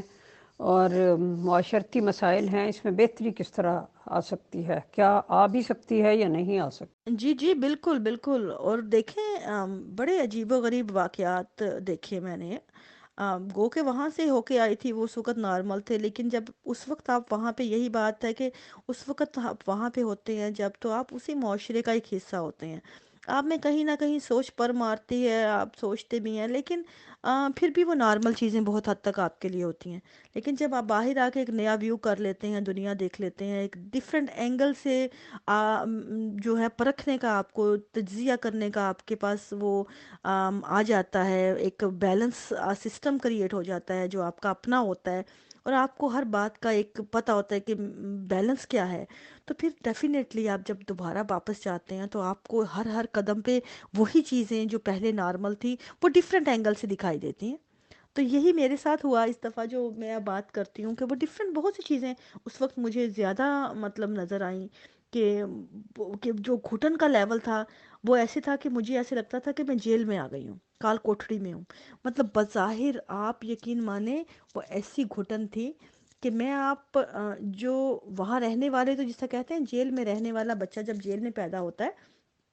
تو اس کے لیے تو جیل، اس نے آنکھ کھولی ہوتی ہے جیل میں، اور اس کے لیے تو جیل ہی سب کچھ ہوتا ہے، کیونکہ اس نے باہر کی دنیا دیکھی نہیں، اس کو کیا پتا جیل کا، اس کے لیے تو وہی زندگی ہے، اس کی پوری کل کائنات ہی جیل ہے۔ تو جیل کا مطلب جو ہے اس لفظ کو وہ پہچانتا ہے جو باہر والا ہوتا ہے، جس نے آزادی دیکھی ہے، دنیا دیکھی ہے، باہر کی فضا دیکھی ہے، آکسیجن میں سانس لیا ہے کھلی فضا میں، تو اس کو مطلب سمجھ میں آتا ہے۔ اب اگر باہر والے کو آپ جا کے جیل میں قید کر دیں گے تو پھر جو اس کی تکلیف ہوتی ہے وہ اس کا آپ سوچ بھی نہیں سکتے۔ تو اسی لیے جو باہر والوں کو قید دی جاتی ہے، جو وہاں پیدا ہوئے ہیں ان کو گھٹن کا کیا پتا، وہ تو یہی کہیں گے ہمیں گھٹن محسوس نہیں ہوئی، کیوں؟ کیونکہ وہ جیل میں پیدا ہوئے ہیں، انہوں نے باہر کی دنیا ہی نہیں دیکھی۔ ہاں جی، آپ کا سوال ہے کہ نفسیاتی امراض، یہ جو ہیں مسائل جو ہیں، ان میں بہتری کیسے آ سکتی ہے؟ تو ڈیفینیٹلی آ سکتی ہے، کیوں نہیں آ سکتی؟ ہمیشہ سے جو پازیٹیو کی امید تو ہوتی ہے بہتری کی بھی، اور ہر مسئلے کا حل موجود ہوتا ہے دنیا میں، کوئی بھی ایسی چیز نہیں ہے، کوئی بھی ایسا انسانی مسئلہ نہیں ہے کہ جس کا حل موجود نہ ہو، بس اس کی تلاش اور اس کی پراپر جو ڈائیگنوز، جس طرح کوئی بھی بیمار ہوتا ہے نا، اس کی پہلی شرط یہ ہوتی ہے کہ آپ بیماری کی جو تشخیص کرنے سے پہلے بیمار کو یہ احساس ہونا چاہیے کہ وہ بیمار ہے، اور اس کو یہ چیز کا احساس جب ہوتا ہے تو ہی اس کا رجحان ہوتا ہے تشخیص کی طرف اور علاج کی طرف، اور جب وہ اس کو جس لمحے اس کو احساس ہوتا ہے کہ وہ بیمار ہے اور اس کو مدد کی ضرورت ہے، تو اسی لمحے وہ پھر تشخیص کی طرف نیکسٹ سٹیپ ہوتا ہے، اس کا تشخیص کی طرف جاتا ہے کہ اس کے مسئلے کو پراپر اینالائز کیا جائے، اور جب جس لمحے اس کی پراپر تشخیص ہو جاتی ہے تو پھر تو حل موجود ہی ہوتا ہے۔ اصل چیز تو مین مسئلہ تشخیص ہوتا ہے، جب آپ کو ماننا اس چیز کو، اس کا سمجھنا، اس کو ریئلائز کرنا، اور پھر اس کی تشخیص کرنا، اس کے بعد حل موجود ہوتا ہے۔ حل ایک کی بجائے کئی موجود ہوتے ہیں وہیں ارد گرد، وہ انسان اپنے طور پہ وہ حل نکال لیتا ہے، ٹھیک ہے، اور بہت جگہوں پہ آپ کو مل بھی جاتے ہیں، مدد مل جاتی ہے، لیکن بنیادی جب ہمارے بات کرنے کا یہاں مقصد جو ہوتا ہے وہ یہی ہوتا ہے، وہ ریئلائز کروانا ان چیزوں کو، کہ پہلے سٹیپ پہ آیا جائے، ان چیزوں کو سمجھا جائے، ان کو محسوس کیا جائے کہ یہ مسائل موجود ہیں، یہ وہ وائرس ہیں جن کی وجہ سے یہ مسائل کریٹ ہو رہے ہیں۔ تو جب آپ ان کو ریئلائز کریں گے تو آٹومیٹکلی آپ ان کو بدلاؤ کی طرف بھی توجہ ہوگی، تشخیص کی طرف بھی ہوگی، آگے سے علاج کی طرف بھی ہوگی، تو ڈیفینیٹلی وہ اگلے سٹیپ تو پھر ساتھ ساتھ موجود ہیں، لازم و ملزوم ہے۔ جی بلکہ جو جیل میں پیدا ہوا ہوتا ہے وہ باہر کی کھلی فضاؤں میں اگر اسے کہا بھی جائے کہ وہ نکل جائے اور وہاں جا کے سروائیو کرے تو وہ ڈرتا ہے، اس کو ڈر لگتا ہے میں کیسے کروں گا، کیونکہ جس ماحول سے وہ یوز ٹو ہوتا ہے وہ نہیں باہر نکل کے سروائیو کر سکتا۔ جس طرح جس پرندے کو ایک مدت تک پنجرے میں اسیر رکھا گیا ہو اور وہیں دانہ دیا گیا ہو، اس کو آپ کھلا بھی چھوڑ دیں تو وہ اڑتا ہی نہیں ہے، وہ اڑنے کی صلاحیت کھو بیٹھتا ہے۔ اس طرح جن جانوروں کو پالتو بنا لیا جاتا ہے وہ انہیں سمجھ نہیں آتا کہ وہ جنگل میں چلے جائیں گے تو وہ شکار کس طرح کریں گے، انہیں تو پتہ ہوتا ہے ان کے پنجرے میں ان کو خوراک ڈال دی جانی ہے۔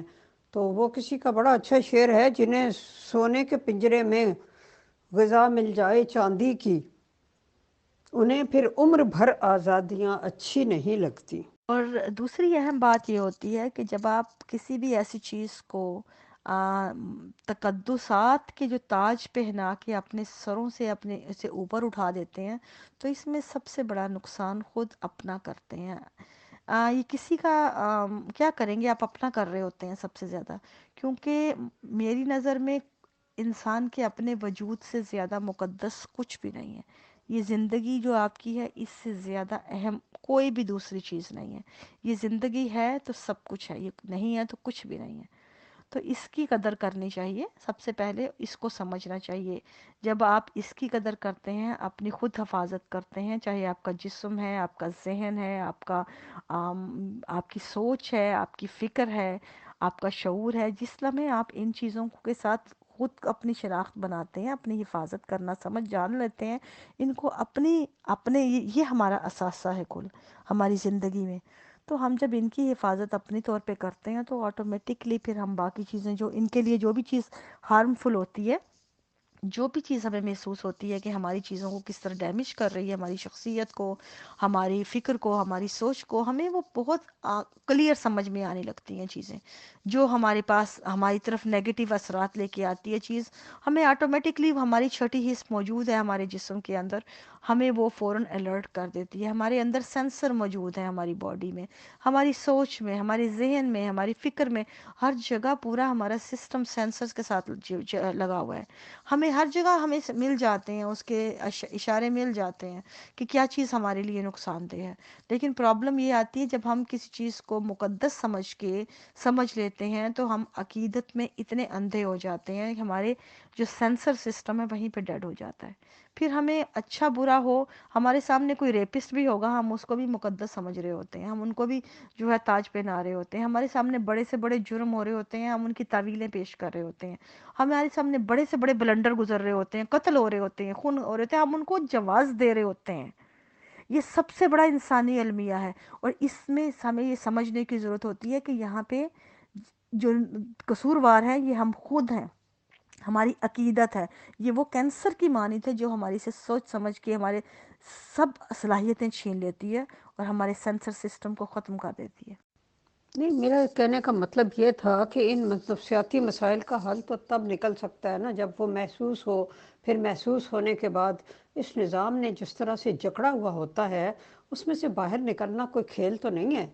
اور جو بیچارے باہر نکلتے ہیں ان میں سے بہت سے لوگ ایسے ہیں، اب تو چلو پھر بھی وہ صورتحال نہیں رہی، لیکن لوگ بیماریوں سے اور ڈپریشن سے اور اس سارے اداسی سے اور اس سے مر جاتے تھے،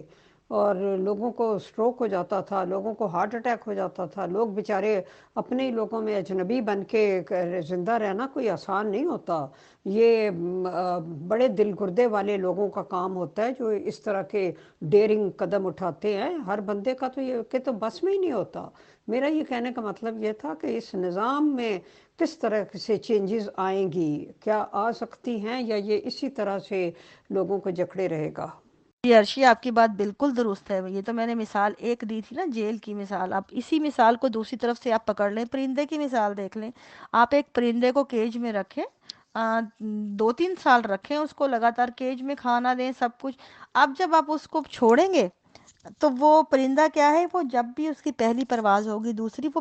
اس کی بوکھلاہٹ بہت نمایاں ہوگی اس کی پرواز میں، وہ تھوڑی سی اڑان بھرے گا اور واپس اسی پنجرے میں آ کے بیٹھ جائے گا، وہ تھوڑی دور جائے گا پھر خوف زدہ ہو کے واپس بیٹھ جائے گا۔ اس کے لیے آزادی بہت مطلب وہ خوف کی چیز ہے نا اس کو، کیونکہ اس کی اتنے آپ نے صلاحیت چھین لی وہ۔ اور اسی طرح آپ ہاتھی کی مثال دیکھ لیں، ہاتھی کے بچے کو آپ باندھ دیتے ہیں، اس کے پاؤں کو پیدا ہوتے ہی اس کی کسی کھونٹے سے اب وہ بڑا ہاتھی بن جاتا ہے بھاری بھرکم، پھر بھی وہ جو ہے وہ اسی کھونٹے سے بندھے گا وہ آپ، حالانکہ وہ اس کا جسم جو ہے وہ ایک جھٹکے میں چاہے تو کھونٹے کو کھیڑ کے رکھ دے، لیکن نہیں کرے گا وہ، کیونکہ نفسیاتی چیز ہے غلامی جو ہے نا، یہ نفسیاتی چیز ہوتی ہے، یہ قید غلامی جو ہے نفسیاتی ہے، تو یہ جسمانی نہیں ہے۔ جب آپ اس کی نفسیات کو باندھ دیتے ہیں تو ختم ہے۔ اسی طرح اسی کی اور مثالیں آپ کو بے شمار ملتی ہیں۔ اب چڑیا گھر، پورا کا پورا چڑیا گھر کا جو وجود ہے، یہ ایک کہنے کو تو ایک لطف کے لیے ایک تفریح کا مقام ہے، لیکن دوسری طرف سے ایک جانداروں کی نسل کشی ہے۔ کیونکہ وہاں سے جو جتنے بھی جنگل کے جانور ہوتے ہیں لا کے رکھے جاتے ہیں، بڑے بڑے شیر بھیڑیے لا کے، اب وہی جاندار جو مطلب جھپٹ کے کھاتے پیتے تھے، اور جو ان کی جو فطرتی طور پہ ان کی جو جنگل کی زندگی کا جو ایک بنیادی چیز تھی، فطرت تھی، وہ جھپٹ کے کھانا، شکار کرنا تھا۔ اور وہ جب وہ شکار ان کو ملنے لگ جاتا ہے پھینکا ہوا، ان کو کرنے کی ضرورت نہیں پیش آتی، ان کو آپ پھینکتے ہیں ان کی طرف، تو ان کے اندر وہ ختم ہو جاتی ہیں چیزیں ہی ان کی، آپ ان کو ان کی فطرت سے دور لے جاتے ہیں۔ اور وہی جو جانداروں کی پہلی نسل تو بڑی تکلیف میں چڑیا گھر میں وقت گزارتی ہے، لیکن جب ان کی اگلی نسل پیدا ہوتی ہے، انہوں نے جنگل دیکھا ہی نہیں ہوتا، وہ وہیں سے کھاتے ہیں، وہی شیر کے بچے جو ہیں پھینکا ہوا کھاتے ہیں، وہیں پہ رہتے ہیں، سوتے ہیں۔ اب وہ جو بچے اب دیکھیں، دوسری نسل جو پیدا ہوئی ہے، انہوں نے چڑیا گھر میں پھینکا ہوا کھایا ہے، ان کے اندر جھپٹنا، پکڑنا وہ تو ہے ہی نہیں ان کی فطرت میں رہا۔ اب ان کو آپ جا کے چڑیا گھر میں چھوڑیں گے تو کیا وہ سروائیو کر لیں گے؟ چند گھنٹے بھی نہیں رہ پائیں گے، وہ نہیں کر سکتے، کیونکہ آپ نے ان کو ان کی فطرت سے دور کر دیا، ان کی فطرت ان سے چھین لی، جو اصل فطرت تھی۔ آپ نے ان کو چڑیا گھر میں وہ چیز دی جو ایک قید کی زندگی، حالانکہ چڑیا گھر کھلی جگہ ہے لیکن وہ قید ہے، ان کی فطرت سے الگ کر دیا، وہ نہیں سروائیو کر پائیں گے، وہ سروائیول، اپنے سروائیول کی جو جنگ ہار گئے وہیں پہ۔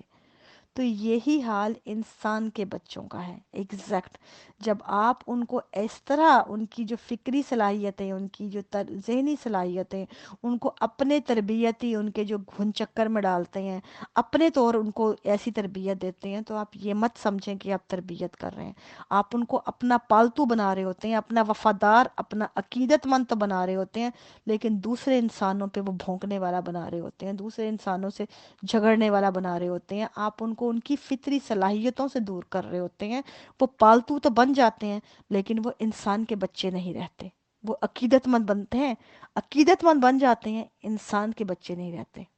نہیں ارشی،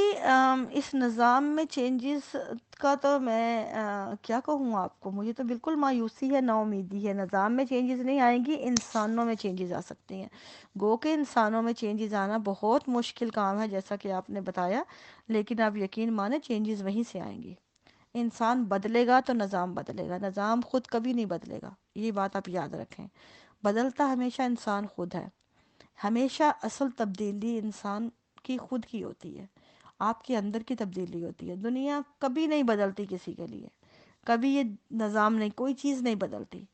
ہمیشہ انسان تبدیلی جو ہوتی ہے آپ کے اندر کی ہوتی ہے، جب وہ آتی ہے تو سب کچھ بدل جاتا ہے آٹومیٹکلی۔ اب یہی دیکھیں، یہ تبدیلی اب ہمیں آئی، ہماری دنیا بدل گئی نا،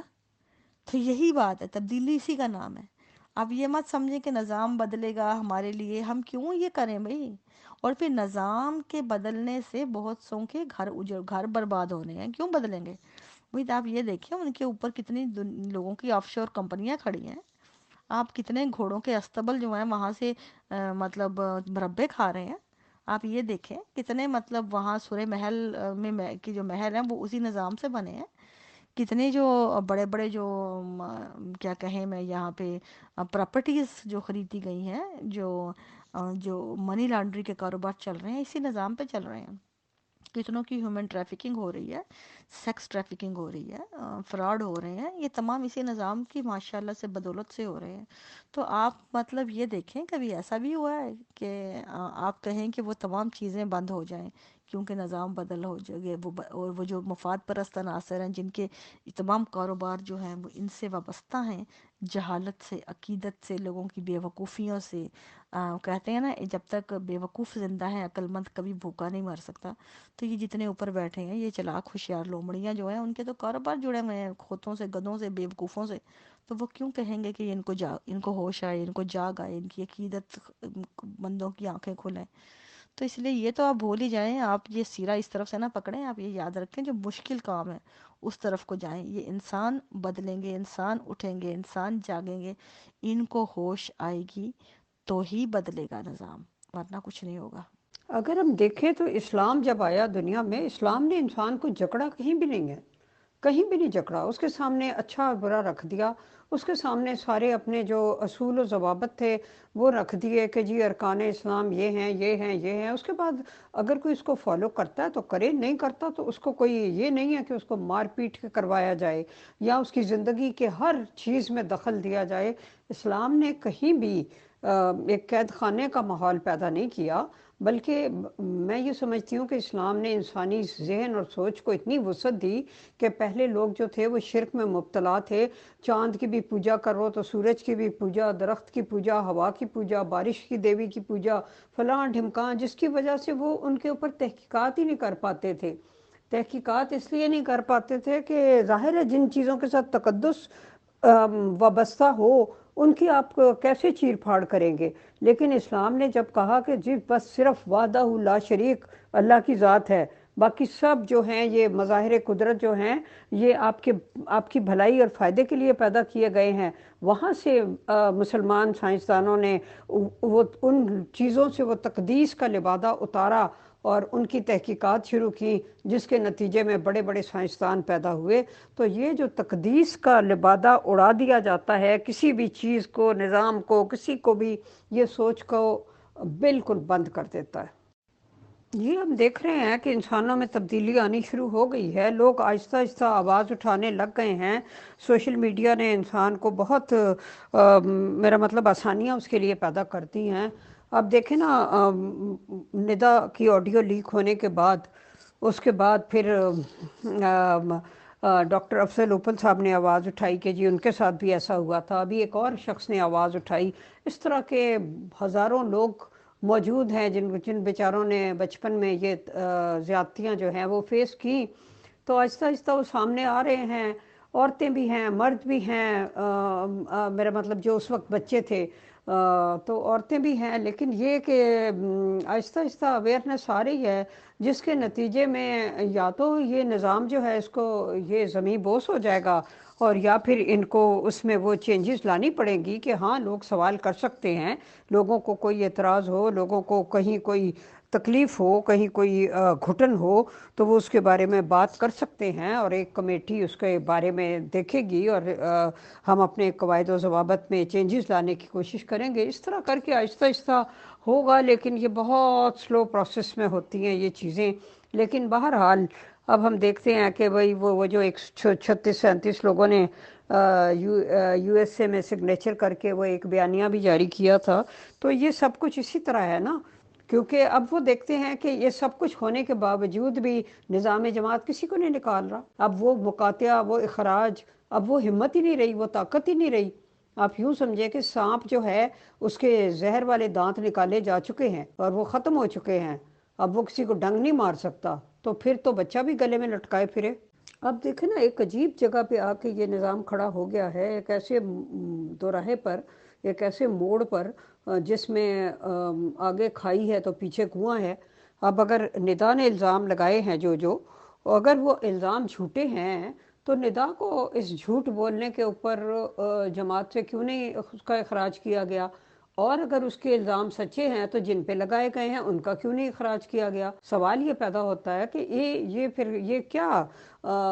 دو چہرہ نظام ہے، جو عام لوگوں کو تو معمولی باتوں کے اوپر کہ جی اس نے عہدیدار سے اختلاف کیا، اس کے ساتھ اس کی بات نہیں مانی، اس پہ اخراج کر دیتا ہے، اور یہاں اتنے سنگین معاملات ہیں اور اس کے اوپر کسی کا اخراج نہیں ہوتا، اور خلیفہ صاحب جو ہیں وہ بھی اس بارے میں کچھ نہیں، بالکل خاموش ہو جاتے ہیں، کچھ بھی نہیں کہتے۔ تو یہ سب باتیں سوچنے والی ہیں نا، تو اب دیکھ لیں اب اخراج وخراج ان 137 لوگوں کا کیوں نہیں اخراج ہوا، اور لوگوں کا جو اپنے معاملات سامنے لا رہے ہیں کیوں نہیں اخراج ہو رہا؟ اس لیے نہیں ہو رہا کہ سانپ کے زہر کے دانت نکل چکے ہیں، اب وہ کسی کو کاٹ نہیں سکتا، اسے تو اپنی جان بچانی مشکل ہو رہی ہے۔ اور جب سانپ کے زہر کے دانت نہیں ہوتے تو آپ دیکھیں، میں نے بچوں تک کو دیکھا ہے وہ گلے میں اتنے اتنے بڑے سانپ لٹکائے پھر رہے ہوتے ہیں، تماشے کر رہے ہوتے ہیں۔ یہ ابھی میں رعوف کا میسج پڑھ رہی تھی کہ اس نے کہا تھا کہ ایک عورت کو ڈاؤن سنڈروم کا بیبی ہوا، اس کو ابارشن کروا دیں تو حضور کو خط لکھوں گی سب ٹھیک ہو جائے گا۔ اب اس کی برڈس بیبی جو ہے وہ 20 سال کی ہو گئی ہے ڈاؤن سنڈروم کی۔ میں اس طرح کے میریکل میں نے بہت سے دیکھے ہیں زندہ و جاوید، بلکہ میں ایک بات آپ کو ایک واقعہ سناتی ہوں، میرا آنکھوں دیکھا ان کی عقیدت کا واقعہ، کہ میں ابھی پاکستان گئی تھی نا، میں 6-7 سال پہلے، تو ہمارے رشتہ داروں میں تھے، کیا نام ہے یہ جو ویٹنری ڈاکٹر نا، تو یہ کرتے تھے قصر خلافت میں جتنے گھوڑے رکھے ہوئے ہیں مرزا صاحب نے اور تمام خاندان کے نا، بڑے قیمتی سے قیمتی گھوڑے استبل بنائے ہوئے ہیں ماشاءاللہ سے۔ وہ پونی ٹیل والے گھوڑے صبح صبح مارننگ واک پہ نکلتے ہیں، پورے ربا کی سیر کر کے اندر لے جاتے ہیں، تو باہر گدھے جو ہیں ان کے چندے لے لے کے گھوڑوں کو مربے کھلائے جاتے ہیں۔ وہ گھوڑوں میں سے ایک گھوڑی جو تھی ان کی، وہ پریگننٹ تھی نا، تو وہ ہمارے ڈاکٹر صاحب تھے رشتہ دار، وہ ان کو فون آتا ہے کہ بھئی جو گھوڑی کی جو ہے نا پریگننسی وہ ڈلیوری متوقع ہے، تو اب آ جاؤ نا۔ تو وہ جاتے ہیں یہاں سے، گھر میں آتے ہیں، پہلے رستے میں ہمارا جہاں میں ٹھہری ہوئی تھی گھر تھا، تو وہ وہاں سے چلتے ہیں فوراً، بڑا کہتے ہیں عقیدت مند ہے جماعت کے، سیدھے جاتے ہیں، جا کے نا پہلے گھوڑی کو چیک کرتے ہیں، چیک کرنے کے بعد تو فوراً حضور کو پہلا خط لکھتے ہیں کہ واللہ ماشاء اللہ اللہ میاں کے فضل و کرم سے، وہی جو ان کا طریقہ ہوتا ہے نا لکھنے کا، بخدمت اقدس حضرت مرزا مسرور احمد صاحب خلیفۃ المسیح خامس ایدی اللہ تعالیٰ بنصر العزیز، آپ کی خدمت اقدس میں دعا کی درخواست ہے کہ آپ کی گھوڑی ماشاء اللہ اللہ میاں کے فضل و کرم سے بہت جلدی متوقع ہے، آپ دعا کی درخواست ہے، تو وغیرہ وغیرہ، تو بڑا لمبا چوڑا خط لکھا ان کو اور فوراً فیکس کیا قصر خلافت سے، تو اب 5 منٹ کے بعد جواب آ جاتا ہے ان کو کہ حضور جو ہے ازراہ شفقت اس وقت دعاؤں میں مصروف ہیں۔ تو وہ پھر نہ بڑے، پھر اس کے بعد وہ دوران ڈیلیوری بھی انہوں نے وہ جو تھا ٹائم پر جو لیبر اس گھوڑی کی، وہ 2 دفعہ رابطہ ہوا، پھر جب ان کا جیسی لیبر ہو گئی کمپلیٹ، بچہ پیدا ہوا، تو انہوں نے فوراً حضور پھر ایک اور آخری خط لکھا کہ حضور اللہ میاں کے فضل و کرم سے آپ کی گھوڑی کو اللہ میاں نے جو ہے ایک عدد نومولود گھوڑا نوازا ہے، تو ازراہ کرم اس کا نام تجویز فرمائیں۔ تو حضور کا باقاعدہ وہاں سے جواب آیا، پتہ نہیں کون تھا حضور تھے کہ پرائیویٹ سیکٹری تھے، آئی ڈونٹ نو، لیکن ان کا جواب آتا ہے کہ حضور نے ازراہ شفقت بچے کا نام لخت جگر تجویز فرمایا ہے۔ اب اس کا نام انہوں نے گھوڑی کے بچے کا لخت جگر رکھا۔ اچھا، اب وہ 3 4 5 دفعہ اس رات میں دوران گھوڑی کی ڈلیوری کے دوران رابطہ ہوا، اور وہ جو ڈاکٹر صاحب تھے وہ اسی میں مطلب جو ہے نہال ہو رہے تھے عقیدت میں کہ ہم نے کبھی وہ اس چیز کو وہ بڑا مان فیل کر رہے تھے، فخر سے آ کے بتا رہے تھے کہ آپ سوچیں کہ پوری رات میں حضور جاگ کے اپنی گھوڑی کی ڈلیوری کا انتظار کرتے رہے، اتنی ان کو فکر تھی اپنی گھوڑی کی کہ باقاعدہ جواب بھی دے رہے تھے، اور جیسے ہی بچہ پیدا ہوا حضور نے گھوڑی کے بچے کا نام بھی رکھا ہے لخت جگر، حضور کو اتنی فکر تھی۔ اور یہاں پہ آپ سوچیں وہاں گھوڑی کے بچے کے لیے حضور جاگ رہے ہیں، یہاں پہ جتنے گدھے ہیں پوری جماعت احمدیہ کے تمام گدھیوں کے بچے ہوتے ہیں، حضور نے کتنی دفعہ پوچھا ہے، کتنی عورتیں ہیں آپ سوچیں، جس طرح بھی یہ رؤف نے اوپر مثال دی ہے ڈاؤن سنڈروم والی، اس طرح بے شمار عورتیں یہاں ریپ ہوتے ہیں، مسائل کا شکار ہیں، ان کو کتنی عورتیں ہیں میں پوچھتی ہوں جن کو حضور نے اس طرح پوچھا ہو، لیکن گھوڑی کے لیے آپ کو ہے مطلب کہ آپ جا رہے ہیں لخت جگر تجویز نام بھی کر رہے ہیں، مطلب گھوڑیوں کے نام رکھ رہے ہیں بچوں کے، اور یہاں پہ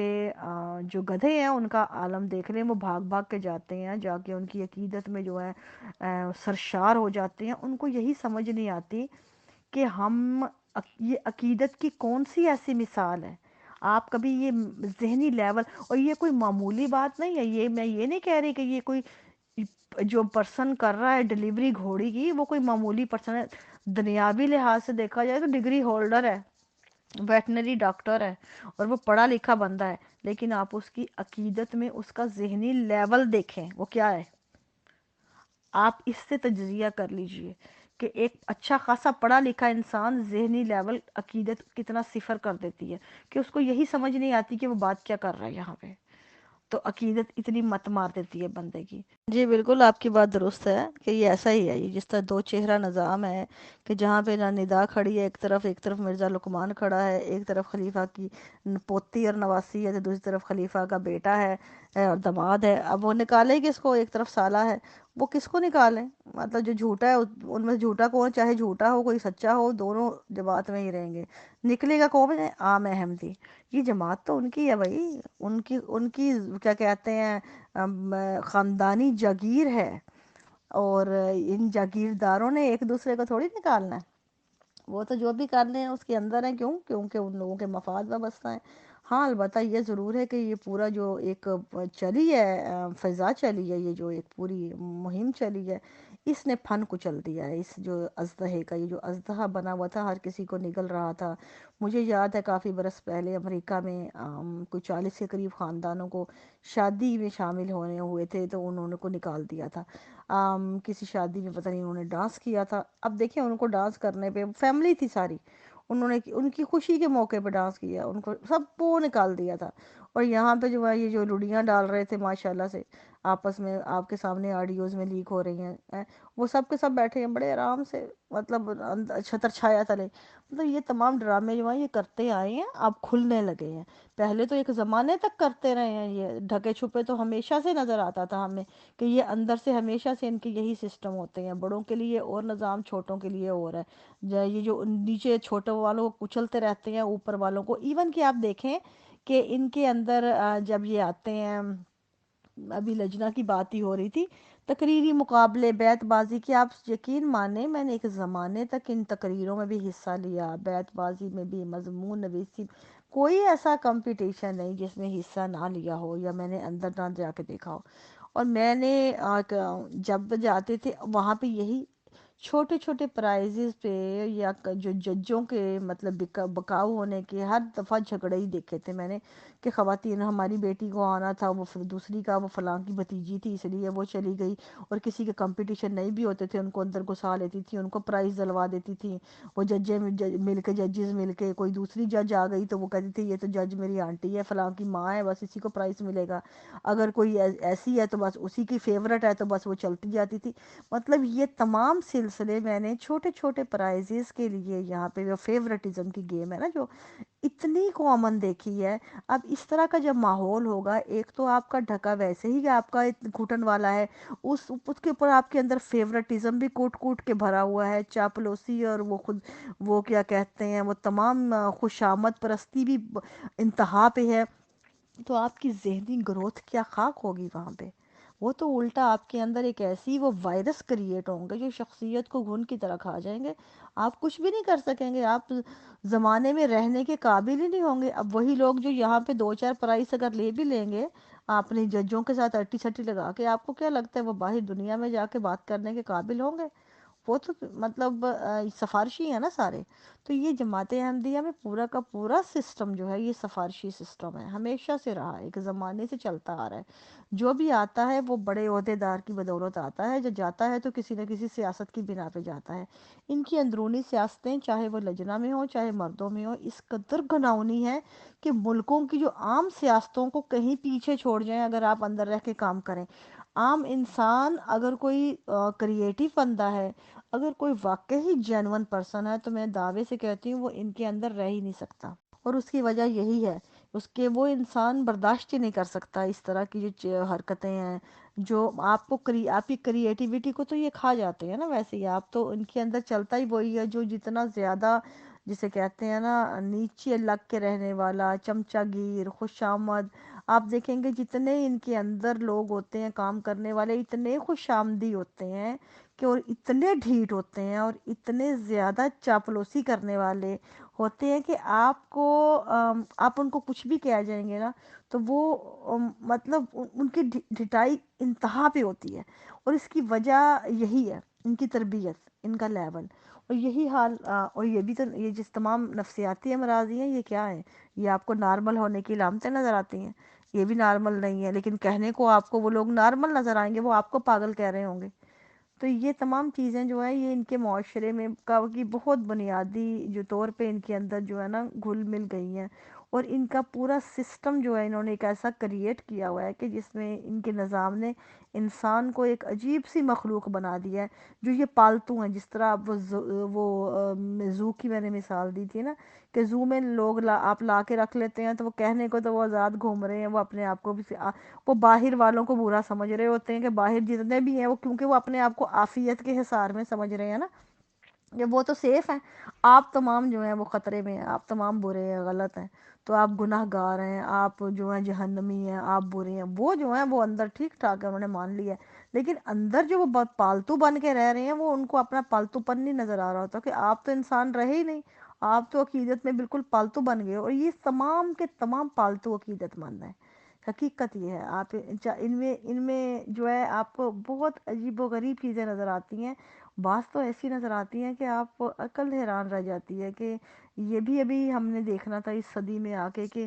ان کی پرائیویسی انسان کی انہوں نے بالکل ختم کر دی ہے، آپ کی ذاتی لائف میں اتنی انٹرفیئرنس ان کی موجود ہے کہ آپ کو ایسے واقعات نظر آتے ہیں۔ میں آپ کو اپنی مثال دیتی ہوں کہ میری بہن کے ساتھ یہ ہوا تھا واقعہ کہ اس کو مطلب سوچیں یا کینیڈا میں، آپ پاکستان میں چھوڑیں کہ پاکستان میں تو پتہ نہیں کیا کیا کرتے ہوں گے، آپ اس سے اندازہ لگا لیں کہ کیونکہ وہاں پہ تو کوئی قانون یا کوئی سننے والا نہیں ہے، یہاں کینیڈا میں قانون بھی ہے، حقوق بھی ہیں، اس کے باوجود بھی دیکھیں کہ یہاں رہتے ہوئے میری اپنی بہن کی شادی ہوتی ہے، اور جس گھر میں ہوئی وہ سسر بھی جو ہیں وہ صدر جماعت ہوں، اور شوہر بھی جو ہے جماعت کا بڑا مطلب اس نے اٹھایا ہو، عہدے اٹھائے ہوں ہاتھ میں، اور بڑا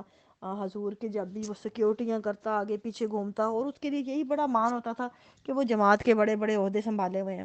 تو ان کے لیے تو بڑی فخر کی بات تھی نا کہ جن کے پاس عہدے ہوتے ہیں وہ کچھ بھی کر جاتے ہیں، تو وہ عورت جاتی ہے ان کے گھر تو وہ تو مطلب انہوں نے ذرا ذرا سی باتوں پہ جو تباہی مچائی کہ ایک دفعہ تو ایسے ہوا کہ مولویوں مربیوں کے ساتھ مل کے فیصلہ کر دیا کہ اب یہ یہاں پہ رہ رہی ہے، اس نے اپنے ماں باپ اور بہن بھائیوں کو نہیں ملنا، کینیڈا پہ رہتے ہوئے، ٹورنٹو میں رہتے ہوئے میری اپنی بہن جو ہے 10 سال تک میری امی ابو اور ہمیں نہیں ملنے دی،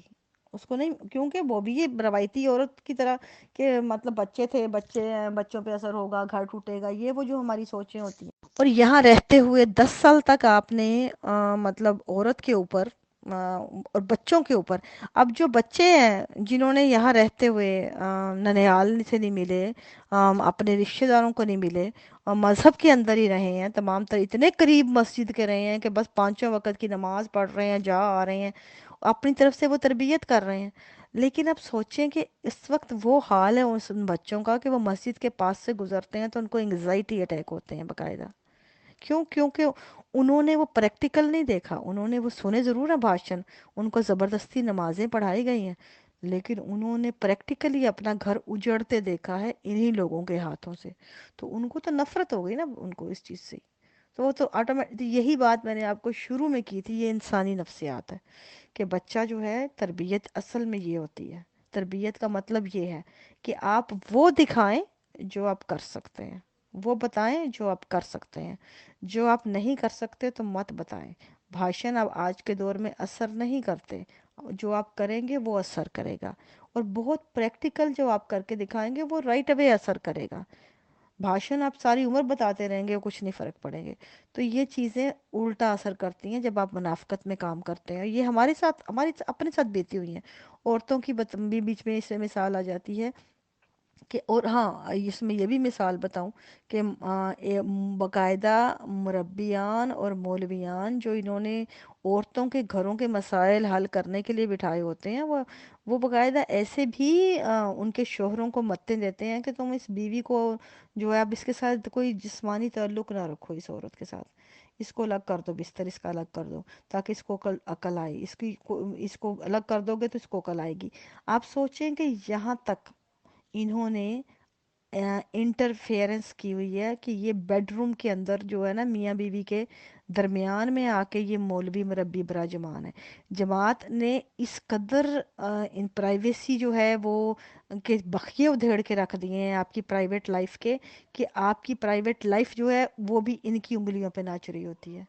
یہ ایسے ان کی عقیدت مند ہیں کہ ان کو مولوی مربی یہی پڑھا دیتے ہیں کہ اپنی جسمانی ضرورتیں پوری کرنے سے پہلے ہم سے سرٹیفکیٹ لو۔ آپ کے ان کے بس میں چلے تو یہ کل کو اپنے اپنے سپرم نکال کے دیتے پھریں خود کو سپرم ڈونر بن کے، کہ اب اپنے سپرم بھی مت دو، وہ بند کر کے بیٹھ جاؤ، جماعت نے جو سرٹیفائڈ سپرم دے گی وہی آپ آگے چلائیں، کیونکہ جماعت کو اپنی نسل چاہیے۔ ان سے یہ بھی بعید نہیں ہے، یقین مانیں، میں اس کی بھی توقع رکھتی ہوں ان لوگوں سے کہ یہ اس حد درجہ جہاں تک پہنچ گئے ہیں وہاں پہ آگے یہی کسر رہ گئی ہے باقی، اور یہ بھی کر گزریں گے اگر انسان ان کو عقل نہ آئی تو۔ جی بالکل، اب میں جتنی میں بات کر سکتی تھی میکسیمم جرنلی میں نے کرنے تھے واقعات جتنے ذہن میں آئے تھے اس ٹاپک سے ریلیٹ کرتے، اور کچھ جو تھے ویسے معاشرے کے حساب سے جتنے میکسیمم میرے ذہن میں آ رہے تھے، کیونکہ میں نے تو بات کوئی اس طرح نہیں کرنی ہوتی کہ میں کسی ایک چیز یا حوالوں کے حساب سے یا ایک موضوع کو لے کے کروں، میں تو جرنلی عموماً تمام چیزوں پہ بات کرتی ہوں، اور یہی ہمیشہ سے میرا رہا ہے کہ بہرحال میں جتنا کر سکتی تھی میکسیمم میں نے بات کو کر دیا، اس کے بعد باقی بات جاری رہے گی، کبھی دوبارہ موقع ہوا تو پھر دوبارہ اس پہ بات کر لیں گے۔ ایک میرا آخری سوال یہ ہے کہ آج کے جو بچے ہیں جو باہر کے ملکوں میں پیدا ہوئے پلے بڑے یا باہر آئے جب چھوٹے تھے، تو وہ یہ سب جماعت کے ساتھ جو ہو رہا ہے اور آئے دن کوئی نہ کوئی اسکینڈل منظر عام پہ آتا رہتا ہے، تو یہ سب چیزیں اور اس پہ خلیفہ صاحب کی خاموشی اور باقی لوگوں کی تیز زبانی، اس سب کچھ کو دیکھ کر ویسٹرن سوسائٹی میں پیدا ہونے اور پلنے والے بچے کس طرح سوچ رہے ہیں؟ یہ پلیز اینڈ میں اس کا جواب ضرور دیجیے گا۔ Thank you. میرے اپنے گھر میں جو ہیں، اب آپ کا سوال یہی ہے بچوں کے بارے میں، تو بچوں کا ریئیکشن، بچے اس معاملے میں بہت سینسٹیو ہوتے ہیں، اور خاص طور پہ جو بچیوں کے حقوق یا عورتوں کے حقوق یا بچوں کا بھی چائلڈ ابیوز، یہ جو ہے یہ بہت سینسٹیو ایشو ہوتا ہے۔ اور بچے اگر اس طرح کے معاملات میں جب پراپر نہیں دیکھتے کہ ریئیکشن بڑوں کا، تو بچے بہت وہ ہوتے ہیں، ہرٹ ہوتے ہیں، بہت ڈس ہارٹ ہوتے ہیں اس چیز سے۔ اور یہ میرے اپنے بچے مجھے مطلب گو کہ وہ اتنے لبرل مائنڈ ہیں کافی حد تک، جو ہے وہ اوپن بات، لیکن جب انہوں نے یہ دیکھا تھا، یہ سمجھیں تھا آخری پوائنٹ تھا ان کے لیے، بچے اس قدر ان کو نفرت ان کو ہوئی تھی اس چیز سے، اور وہ مطلب ایک آس، ایک امید تھی کہ شاید ایک کنڈیم کوئی ایسا میسیج آ جائے، کوئی ایسا مطلب آ جاتا ہے نا کہ اوپن سٹیٹمنٹ آ جاتی ہے کہ اس چیز کے اوپر کہ ہم یہ کریں گے کوئی کسی طرح، لیکن جب انہوں نے دیکھا کہ کوئی بھی ریئیکشن نہیں، اور الٹا جو جواز دیے جا رہے ہیں، الٹا جو ہے تعویلیں پیش کی جا رہی ہیں، تو دی اینڈ سمجھ لیں یہ ہو گیا ہے نا، کہ اس کے بعد انہوں نے کہا کہ یہ بند کریں، اب آج کے بعد ہمیں اس موضوع پر ذکر مت کریں، ہم سے ہمارا کوئی لینا دینا نہیں ہے۔ اور یہ حقیقت ہے، بے شمار بچے جو ہیں ویسٹ کے، انہوں نے اس چیز کو، بلکہ بچے کیا بڑوں نے، یہاں پہ فیملیوں کو میں جانتی ہوں کہ جنہوں نے مجھے باقاعدہ فون کر کے مجھے کہا ہے کہ ہم لوگ صرف اس پر یہاں بیٹھے ہیں کیونکہ ہمارے خاندان ہے، لیکن یہ کہ دل ہمارا چاٹ ہو گیا ہے، ہمارا کوئی لینا دینا نہیں، ہم ان لوگوں سے رہا، ہم ان کی شکلیں بھی دیکھنا نہیں چاہتے، ہم اتنا ہرٹ ہوئے ہیں اس طرح کے ان کے ماحول سے۔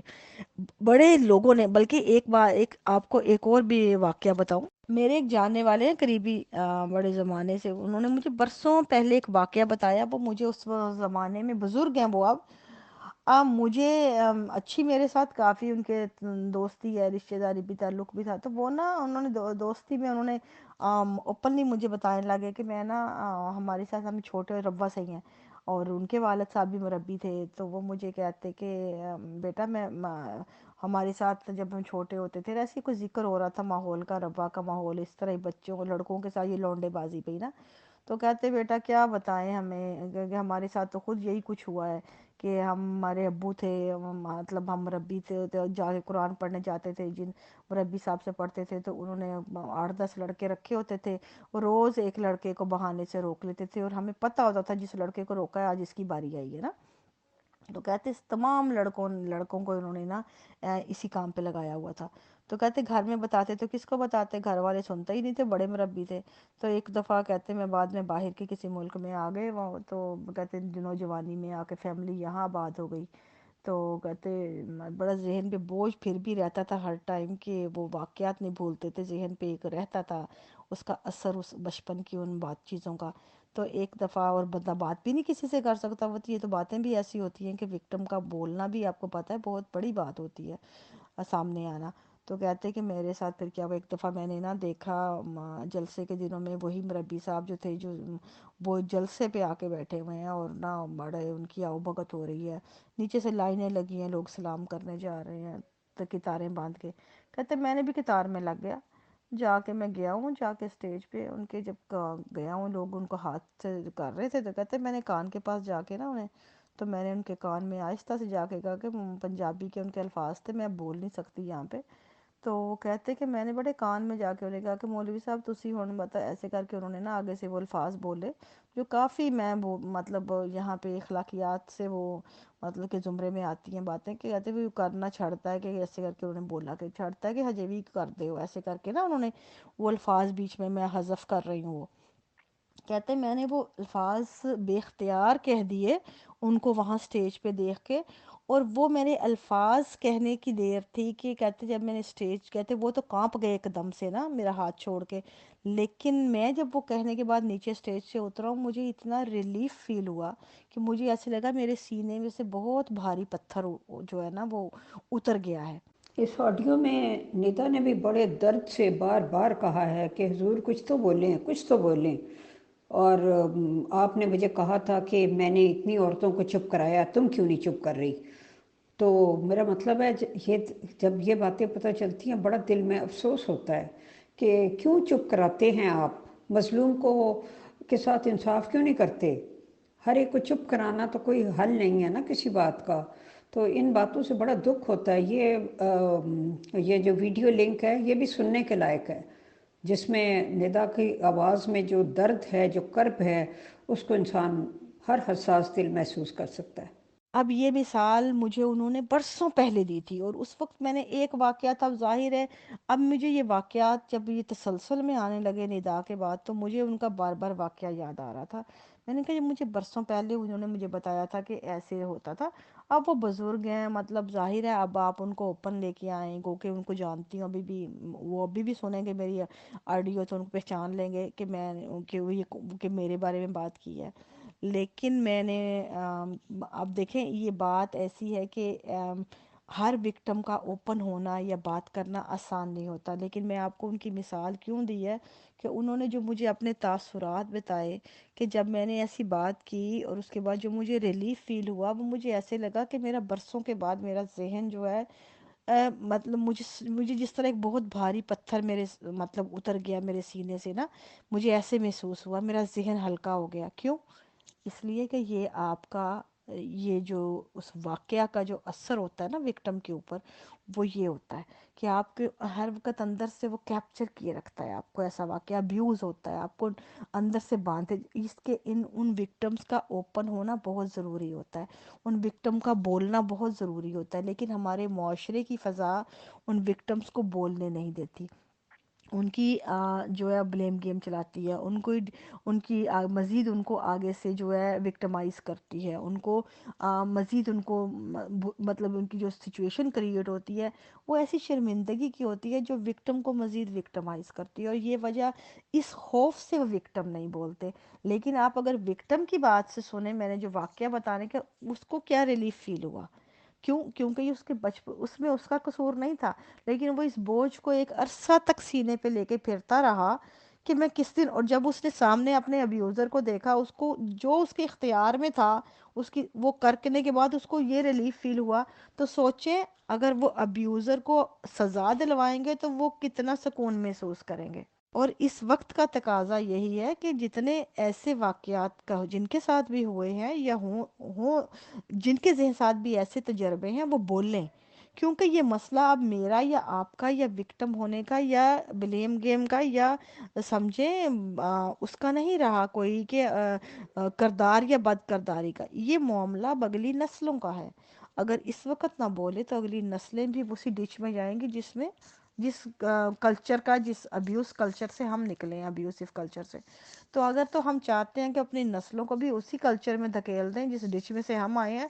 تو آپ خاموش رہیں۔ لیکن اگر آپ اپنی خاموشیوں کو توڑ سکتے ہیں صرف اس لیے کہ اگلی نسلیں بچ جائیں اس ڈچ سے، تو بولیے، اس وقت بولیے۔ آپ کی خاموشی نقصان کرے گی آپ کی نسلوں کا نقصان، اگر ہمدردی کرنا چاہتے ہیں نسلوں کا تو بولیے۔ جی بالکل،